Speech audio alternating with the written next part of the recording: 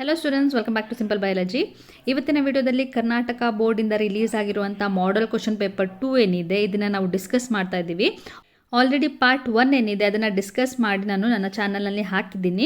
MCQ ಮತ್ತು fill the blanks ಅದರಲ್ಲಿ cover ಮಾಡಿದ್ದೀನಿ. MCQ ವಿತ್ ಎಕ್ಸ್ಪ್ಲನೇಷನ್ ನಾನು ಹಾಕಿರೋದರಲ್ಲಿ. ಸೊ MCQ ಜಸ್ಟ್ ನಾವು ಯಾವುದು ಆನ್ಸರ್ ಅಂತ ನೋಡೋದಷ್ಟೇ ಅಲ್ಲ, ಹೇಗೆ ಬರ್ತಾ ಇದೆ ಆನ್ಸರ್, ಉಳಿದ ಆನ್ಸರ್ಗಳು ಯಾಕೆ ತಪ್ಪು ಇದನ್ನು ನೋಡೋದು ಕೂಡ ತುಂಬ ಇಂಪಾರ್ಟೆಂಟ್ ಆಗುತ್ತೆ. ಜಸ್ಟ್ ಒಂದು ಕರೆಕ್ಟ್ ಆನ್ಸರ್ನ ಚೂಸ್ ಮಾಡ್ತಿದ್ದೀವಿ ಅಂದರೆ ಉಳಿದ ಆನ್ಸರ್ ಯಾಕೆ ರಾಂಗ್ ಆಗ್ತಿದೆ ಅಂತ ಕೂಡ ನೋಡಬೇಕಾಗುತ್ತೆ. ಆ ಥರ ನೋಡುವಾಗ ನೀವು ಅದ್ರ ಸರೌಂಡಿಂಗಲ್ಲಿರುವಂಥ ಕಾನ್ಸೆಪ್ಟ್ನ ಕೂಡ ಕಲಿತೀರಲ್ಲ, ಸೊ ಆಗ ಮೋಸ್ಟ್ ಆಫ್ ದ ಕಾನ್ಸೆಪ್ಟ್ಗಳು ನಿಮಗೆ ಕನೆಕ್ಟ್ ಆಗುತ್ತೆ ಮತ್ತು ಅದನ್ನು ಕೂಡ ಕಲಿತೀರಾ. ಅದಕ್ಕೋಸ್ಕರ ನಾನು MCQನ ನಿಮಗೆ ಡೀಟೇಲ್ಡಾಗಿ ಎಕ್ಸ್ಪ್ಲೇನ್ ಮಾಡಿ ಅದರಲ್ಲಿ ಹಾಕಿದ್ದೀನಿ. ನೀವಿನ್ನೂ ಆ ವಿಡಿಯೋನ ನೋಡಿಲ್ಲ ಅಂದರೆ ಲಿಂಕ್ನ ಡಿಸ್ಕ್ರಿಪ್ಷನ್ ಬಾಕ್ಸಲ್ಲಿ ಕೊಟ್ಟಿರ್ತೀನಿ, ನೀವು ಅದನ್ನು ಚೆಕ್ ಮಾಡ್ಕೊಳ್ಬೋದು. ಇವತ್ತಿನ ವಿಡಿಯೋದಲ್ಲಿ ಪಾರ್ಟ್ ಬಿ ಇಂದ ನಾನು ಎಕ್ಸ್ಪ್ಲೇನ್ ಮಾಡ್ತಾ ಇದ್ದೀನಿ. ಪಾರ್ಟ್ ಬಿ, ಸಿ ಮತ್ತು ಡಿ ಮೂರನ್ನೂ ಕೂಡ ಈ ವಿಡಿಯೋದಲ್ಲಿ ಕವರ್ ಮಾಡ್ತೀನಿ. ಸೊ ಇದರಲ್ಲಿ 2 ಮಾರ್ಕ್, 3 ಮಾರ್ಕ್ ಹಾಗೆ 5 ಮಾರ್ಕ್ ಎಲ್ಲ ಕ್ವಶನ್ಸ್ಗಳನ್ನು ಇನ್ಕ್ಲೂಡ್ ಮಾಡಿದ್ದೀನಿ. ಸೊ ಹಾಗಿದ್ರೆ ಫಸ್ಟ್ ಏನಿದೆ 2 ಮಾರ್ಕ್ ಕ್ವಶನ್ಸ್ ಏನಿದೆ ಅದನ್ನು ನೋಡ್ತಾ ಹೋಗೋಣ. ಸೊ ಪಾರ್ಟ್ ಬಿ ಯಲ್ಲಿರುವಂಥ 2 ಮಾರ್ಕ್ಸ್ ಕ್ವಶನ್ಸ್, ಇದರಲ್ಲಿ ನಿಮಗೆ ಯಾವುದಾದ್ರೂ 5 ಅಟೆಂಡ್ ಮಾಡಬೇಕಾಗಿರುತ್ತೆ. ನಾನು ಇಲ್ಲಿ ಬರೀ 5ನ ಮಾತ್ರ ಎಕ್ಸ್ಪ್ಲೇನ್ ಮಾಡ್ತಾ ಇಲ್ಲ, ಎಷ್ಟು ಕ್ವಶನ್ಸ್ ಕೊಟ್ಟಿದ್ದಾರೆ ಎಲ್ಲನೂ ಎಕ್ಸ್ಪ್ಲೇನ್ ಮಾಡ್ತಾ ಇದ್ದೀನಿ. ಸೊ ಕ್ವಿಕ್ ಆಗಿ ನೋಡ್ತಾ ಹೋಗೋಣ ಒನ್ ಬೈ ಒನ್ ಏನಿದೆ ಅಂತ. ಫಸ್ಟ್ ಕ್ವಶನ್ ಏನಿದೆ, ಡಿಫ್ರೆನ್ಷಿಯೇಟ್ ಬಿಟ್ವೀನ್ ಗಿಟನೋಗ್ಯಾಮಿ ಆ್ಯಂಡ್ ಝೀನೋಗ್ಯಾಮಿ. ಈ ಫಸ್ಟ್ ಚಾಪ್ಟರಲ್ಲಿ ಬರುವಂಥ ಕೆಲವೊಂದು ಕಾನ್ಸೆಪ್ಟ್ಗಳು ರಿಪೀಟೆಡ್ ಆಗಿ ಕೇಳ್ತಾ ಇರ್ತಾರೆ. ಅದರಲ್ಲಿ ಇದು ಕೂಡ ಒಂದು. ಗಿಟನೋಗ್ಯಾಮಿ, ಝೀನೋಗ್ಯಾಮಿ ಹಾಗೆ ಆಟೋಗ್ಯಾಮಿ 3 ಏನಿದೆ ಅದನ್ನು 3 ನೀವು ಡೆಫಿನೇಷನ್ಗಳನ್ನ ಖಂಡಿತ ನೋಡ್ಕೊಂಡಿರಿ. ಯಾಕೆಂದರೆ ಡೆಫಿನೇಷನ್ಸ್ಗಳು ಹೇಗಾದರೂ ಕೇಳ್ಬೋದು. ಡಿಫ್ರೆನ್ಸ್ ಅಂತ ಕೇಳ್ಬೋದು, ಇಲ್ಲ ಅದನ್ನು ಡಿಫೈನ್ ಮಾಡಿ ಅಂತ ಕೇಳ್ಬೋದು, ಯಾವ ರೀತಿನಾದರೂ ಕೇಳ್ಬೋದು. ಇಲ್ಲ ಅಂದರೆ MCQ ಅಲ್ಲಿ ಫಿಲ್ ಇನ್ ದ ಬ್ಲಾಂಕ್ಸಲ್ಲಿ ಇನ್ಕ್ಲೂಡ್ ಮಾಡ್ತಾರೆ ಇದನ್ನು. ಸೊ ಹಾಗಾಗಿ ಈ 3 ಕಾನ್ಸೆಪ್ಟ್ ಏನಿದೆ ಅದು ಇಂಪಾರ್ಟೆಂಟ್. ಓಕೆ, ಗಿಟನೋಗ್ಯಾಮಿ ಅಂದ್ರೇನು, ಝೀನೋಗ್ಯಾಮಿ ಅಂದ್ರೇನು ಅಂತ ಈಗ ಕ್ವಿಕ್ಕಾಗಿ ಡಿಫ್ರೆನ್ಸ್ ಹೇಳ್ಬಿಡ್ತೀನಿ. Transfer of pollen grains from anther of the one flower to the stigma of another flower. ಇಲ್ಲಿವರೆಗೂ ಎರಡೂ ಕಡೆ ನಿಮಗೆ ಸೇಮ್ ಕಾಣುತ್ತೆ. ಡಿಫ್ರೆನ್ಸ್ ಎಲ್ಲಿ ಬರುತ್ತೆ ಅಂದರೆ ಇಲ್ಲಿ ನೋಡಿ, ಈ ಸೈಡು ಸೇಮ್ ಪ್ಲ್ಯಾಂಟ್ ಅಂತ ಇದೆ, ಇದರಲ್ಲಿ ಡಿಫ್ರೆಂಟ್ ಪ್ಲ್ಯಾಂಟ್ ಅಂತ ಇದೆ. ಸೊ ಇಲ್ಲಿ ಎರಡೂ ಕಡೆ ಪೋಲನ್ ಗ್ರೇನ್ಸ್ ಟ್ರಾನ್ಸ್ಫರೇ ಆಗ್ತಾ ಇದೆ. ಒಂದು ಫ್ಲವರಿಂದ ಇನ್ನೊಂದು ಫ್ಲವರ್ಗೆ ಟ್ರಾನ್ಸ್ಫರ್ ಆಗುವಂಥ ಪ್ರೋಸೆಸ್ ಏನಿದೆ ಅದು ಪಾಲಿನೇಷನ್ ಅಂತ ಹೇಳ್ತೀವಿ ನಾವಲ್ವಾ. ಸೊ ಪಾಲಿನೇಷನಲ್ಲಿ ಬರುವಂಥ ಟೈಪ್ಸ್ಗಳಿದು, ಗಿಟನೋಗ್ಯಾಮಿ, ಝೀನೋಗ್ಯಾಮಿ ಇದೆಲ್ಲ ಟೈಪ್ಸ್ಗಳು.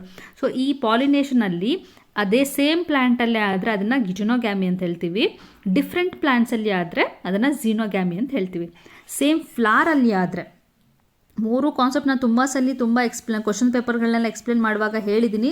ಬಟ್ ಸ್ಟಿಲ್ ಇಲ್ಲೂ ಕೂಡ ಇನ್ನೊಂದ್ಸಲಿ ಎಕ್ಸ್ಪ್ಲೇನ್ ಮಾಡ್ತಾ ಇದ್ದೀನಿ, ಯಾಕೆಂದರೆ ಈ ಕಾನ್ಸೆಪ್ಟ್ ಇನ್ಕ್ಲೂಡ್ ಮಾಡಿದ್ದಾರೆ ಇಲ್ಲಿ. ಸೊ ಹಾಗಾಗಿ ಇದನ್ನು ಎಕ್ಸ್ಪ್ಲೇನ್ ಮಾಡ್ತಾ ಇದ್ದೀನಿ. ಸೊ ನೋಡಿ, ಇದು ಆ್ಯಂಥರಿಂದ ಸ್ಟಿಗ್ಮಾ, ಅದೇ ಫ್ಲವರ್ದು ಸ್ಟಿಗ್ಮಾಗೆ ಬಿದ್ದರೆ ಅದನ್ನು ನಾವೇನು ಹೇಳ್ತೀವಿ, ಅದನ್ನು ನಾವು ಆಟೋಗ್ಯಾಮಿ ಅಂತ ಹೇಳ್ತೀವಿ. ಸೊ ಇಲ್ಲಿ ಆಟೋಗ್ಯಾಮಿ ಕೊಟ್ಟೇ ಇಲ್ಲ, ಸೊ ಈ ಪ್ರೋಸೆಸ್ ಅಲ್ಲ. ಸೊ ಆಟೋಗ್ಯಾಮಿ ಬಗ್ಗೆ ನಾವು ಡಿಸ್ಕಸ್ ಮಾಡ್ತಾ ಇಲ್ಲ. ಅದರದ್ದೇ ಪೋಲನ್ ಗ್ರೇನ್ ಅದಕ್ಕೆ ಸ್ಟಿಗ್ಮಾಗೆ ಬಿದ್ದರೆ ಅದನ್ನು ನಾವೇನು ಹೇಳ್ತೀವಿ, ಆಟೋಗ್ಯಾಮಿ ಅಂತ ಹೇಳ್ತೀವಿ ಅಲ್ವಾ. ಸೊ ಇಲ್ಲಿ ಹೇಳ್ತಾ ಇರೋದು ಗಿಟನೋಗ್ಯಾಮಿ. ಸೊ ಗಿಟನೋಗ್ಯಾಮಿ ಅಂತಂದರೆ ಸೇಮ್ ಪ್ಲ್ಯಾಂಟಲ್ಲಿ, ಸೊ ಈ ಪ್ಲ್ಯಾಂಟ್ ಒಂದೇ ಇದೆ, ಪ್ಲ್ಯಾಂಟಲ್ಲಿ 2 ಫ್ಲವರ್ಗಳಿದೆ ಅಂತ ಇಮ್ಯಾಜಿನ್ ಮಾಡ್ಕೊಳ್ಳಿ.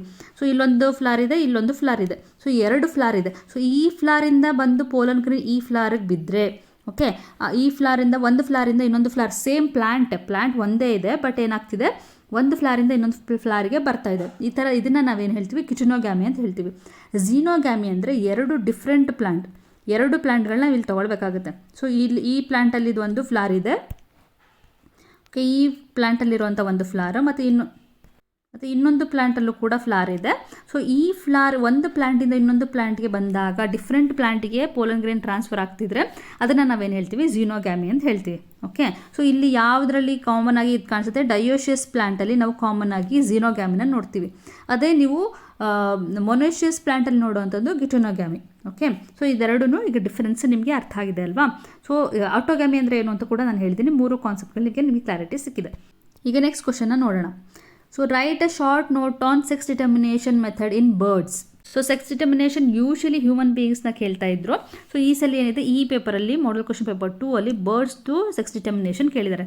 ಯೂಶಲಿ ಕೇಳೋದು ಹ್ಯೂಮನ್ ಬೀಯಿಂಗ್ಸ್ ಇಲ್ಲ ಹನಿ ಬೀದು ಕೇಳ್ತಾರೆ. ಹನಿ ಬೀದು ಸ್ವಲ್ಪ ಡಿಫ್ರೆಂಟ್ ಇದೆ ಅಂತ ಹೇಳಿಬಿಟ್ಟು ಹನಿ ಬೀನ ಕೇಳ್ತಿರ್ತಾರೆ. ಬಟ್ ಇಲ್ಲಿ ಯಾವ್ದು ಕೇಳ್ತಾ ಇದ್ದಾರೆ, ಬರ್ಡ್ದು ಕೇಳ್ತಾ ಇದ್ದಾರೆ. ಸೊ ಈ ಬರ್ಡಲ್ಲಿ ಏನಾಗುತ್ತೆ ಅಂತಂದರೆ, ಬರ್ಡಲ್ಲಿ ಫೀಮೇಲ್ ಮತ್ತು ಮೇಲ್ 2 ಇರುತ್ತೆ ಅಲ್ವಾ. ಸೊ ಅದರಲ್ಲಿ ನಿಮಗೆ ಡಿಫ್ರೆನ್ಸ್ ಹೆಟ್ರೋಗ್ಯಾಮೆಟಿ ಕಾಣಿಸೋದು ಫೀಮೇಲಲ್ಲಿ. ಇಲ್ಲಿ ಯೂಶಲಿ ನೀವು ಹ್ಯೂಮನ್ ಬೀಯಿಂಗ್ನ ತೊಗೊಂಡ್ರೆ ಹ್ಯೂಮನ್ ಬೀಯಿಂಗಲ್ಲಿ ಮೇಲಲ್ಲಿ ಹೆಟ್ರೋಗ್ಯಾಮೆಟಿ ಇರುತ್ತೆ. ಬಟ್ ಇಲ್ಲೇನಾಗ್ತಿದೆ, ಫೀಮೇಲಲ್ಲಿ ಹೆಟ್ರೋಗ್ಯಾಮೆಟಿ ಕಾಣಿಸ್ತಾ ಇದೆ. ಸೊ ಕಾಣಿಸ್ತಿದೆಯಲ್ಲಿ Z ಮತ್ತು W ಅಂದರೆ 2 ಬೇರೆ ಬೇರೆ. ಅದೇ ಮೇಲಲ್ಲಿ 2 Z ಇದೆ ನೋಡಿ, 2 Z ಇದೆ. ಸೊ ಇದು ಹೋಮೋಗ್ಯಾಮೆಟ್ಸ್, 2 ಒಂದೇ ಥರ ಇರೋದನ್ನು ಹೋಮೋಗ್ಯಾಮೆಟ್ಸ್. ಇದು ಹೆಟ್ರೋಗ್ಯಾಮೆಟಿ, ಇದು ಫೀಮೇಲಲ್ಲಿ ಹೆಟ್ರೋಗ್ಯಾಮೆಟಿ. ಸೊ ಇಲ್ಲಿ ಏನು ಕೊಟ್ಟಿದ್ದಾರೆ, ಇನ್ ಆರ್ಗ್ಯಾನಿಸಮ್ ಅಂತ ಬರೀರಿ ಅಥವಾ ಇನ್ ಬರ್ಡ್ಸ್ ಅಂತನಾದರೂ ಬರೀತೀವಿ. In birds female individuals have heterogamous chromosomes. So okay, ಇಲ್ಲಿ ಹೆಟ್ರೋಗ್ಯಾಮಸ್ ಕಂಡೀಷನ್ ಯಾವುದರಲ್ಲಿ ಕಾಣೋದು, ಫೀಮೇಲಲ್ಲಿ. ಸೊ ಹಾಗಾಗಿ ಇದನ್ನು ನಾವೇನು ಹೇಳ್ತೀವಿ, ಫೀಮೇಲ್ ಹೆಟ್ರೋಗ್ಯಾಮೆಟಿ ಅಂತ ಕರಿತೀವಿ. ಹ್ಯೂಮನ್ ಬೀಯಿಂಗ್ಸಲ್ಲಿ ಮೇಲ್ ಹೆಟ್ರೋಗ್ಯಾಮೆಟಿ, ಬರ್ಡ್ಸಲ್ಲಿ ಫೀಮೇಲ್ ಹೆಟ್ರೋಗ್ಯಾಮೆಟಿ.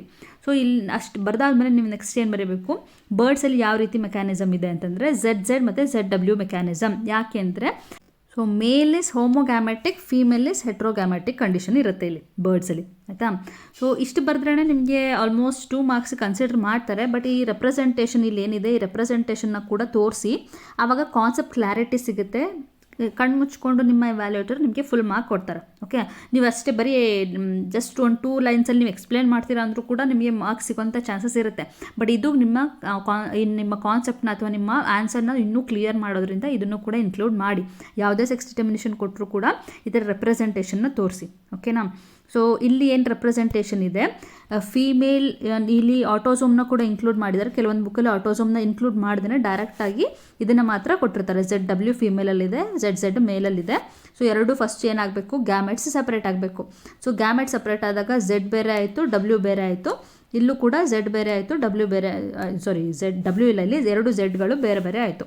ಸೊ ಈ Z ಏನಾಗುತ್ತೆ, ಈ Z ಜೊತೆ ಇನ್ನೊಂದ್ಸಲಿ ಸೇರಿಕೊಂಡಾಗ ಏನಾಗುತ್ತೆ, ಮತ್ತೆ ZZ ಪ್ರೊಡ್ಯೂಸ್ ಆದರೆ ಮೇಲ್ ಆಗುತ್ತೆ.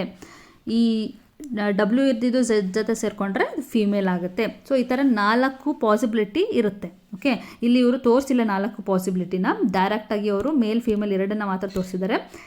ನಿಮಗೆ ಗೊತ್ತಿರಲಿ, ಪುನೆಟ್ ಸ್ಕ್ವೇರ್ ಹಾಕಿದ್ರೆ 4 ಬಾಕ್ಸಸ್ ಬರುತ್ತಲ್ಲ. ಸೊ ಅದು ನೀವು ಬೇಕಿದ್ರೆ ಅದನ್ನು ಕೂಡ ರೆಪ್ರೆಸೆಂಟ್ ಮಾಡ್ಬೋದು. ನೀವು ಈಸಿ ಅಂದರೆ ಅದೇನೇ ನೀವು ಬೇಕಿದ್ರೆ ಬರಿಬೋದು. ಓಕೆ, ಈ ಕಡೆ ಒಂದು ಕಡೆ ಮೇಲ್ನ ತೋರಿಸಿ ZZನ, ಇನ್ನೊಂದು ಕಡೆ ಫೀಮೇಲ್ ತೋರಿಸಿ ZW ಅಂತ ತೋರಿಸಿ. ಓಕೆ, ಸೊ ಈಗ ಎರಡನ್ನೂ ಮಾಡಿದ್ರೆ ಫಸ್ಟ್ ಬಾಕ್ಸಲ್ಲಿ ಏನು ಬರುತ್ತೆ, ಫಸ್ಟ್ ಬಾಕ್ಸಲ್ಲಿ ZZ ಬರುತ್ತೆ, ಸೆಕೆಂಡ್ ಬಾಕ್ಸಲ್ಲಿ ಮತ್ತೆ ZZ ಬರುತ್ತೆ, ಥರ್ಡ್ ಬಾಕ್ಸಲ್ಲಿ ZW ಬರುತ್ತೆ, ಫೋರ್ತ್ ಬಾಕ್ಸಲ್ಲೂ ZW ಬರುತ್ತೆ. ಸೊ ಈ ಥರ ತೋರಿಸಿದ್ರೆ ನಿಮ್ಗೆ ಇನ್ನೂ ಈಸಿ, ಕನ್ಫ್ಯೂಷನ್ನೇ ಇರಲ್ಲ. ಸೊ ಈ ಥರ ಬೇಕಿದ್ರೂ ತೋರಿಸ್ಬೋದು ನೀವು. ಸೊ ಆಗ ಏನಾಯಿತು, 50% ಇದ್ದಿದ್ದು ಫೀಮೇಲ್ ಆಯಿತು, 50% ಮೇಲ್ ಆಯಿತು. ಸೊ ಇದನ್ನು ಬೇಕಿದ್ರೆ ನೀವು ಸಿಂಬಲಲ್ಲೂ ತೋರಿಸ್ಬೋದು. ಮೇಲ್ ಏನಿದೆ, ಮೇಲ್ ಸಿಂಬಲ್ ಈ ಥರ ತೋರಿಸಿ, ಫೀಮೇಲ್ ಸಿಂಬಲ್ ಈ ಥರ ತೋರಿಸಿ. ಓಕೆ, ಸೊ ಇದೇನಿದೆ ಇದು ಬರ್ಡ್ದು ಸೆಕ್ಸ್ ಡಿಟರ್ಮಿನೇಷನ್ ಆಯಿತು. Next mention the levels where gene expression can be regulated in ಯುಕ್ಯಾರಿಯೋಟ್ಸ್.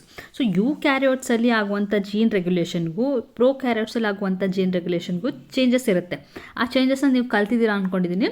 ಇದು molecular basis of inheritance chapter ಏನಿದೆ ಅದರಲ್ಲಿ ಬರುವಂಥ ಕಾನ್ಸೆಪ್ಟ್.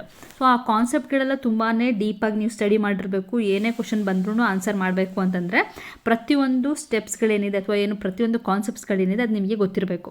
ಸೊ ಎಲ್ಲಿ ಕೇಳ್ತಾ ಇರೋದು, ಯುಕ್ಯಾರಿಯೋಟ್ಸಲ್ಲಿ ಬರುವಂಥ ಜೀನ್ ರೆಗ್ಯುಲೇಷನ್ನ ಎಲ್ಲಿ ರೆಗ್ಯುಲೇಟ್ ಮಾಡ್ಬೋದು.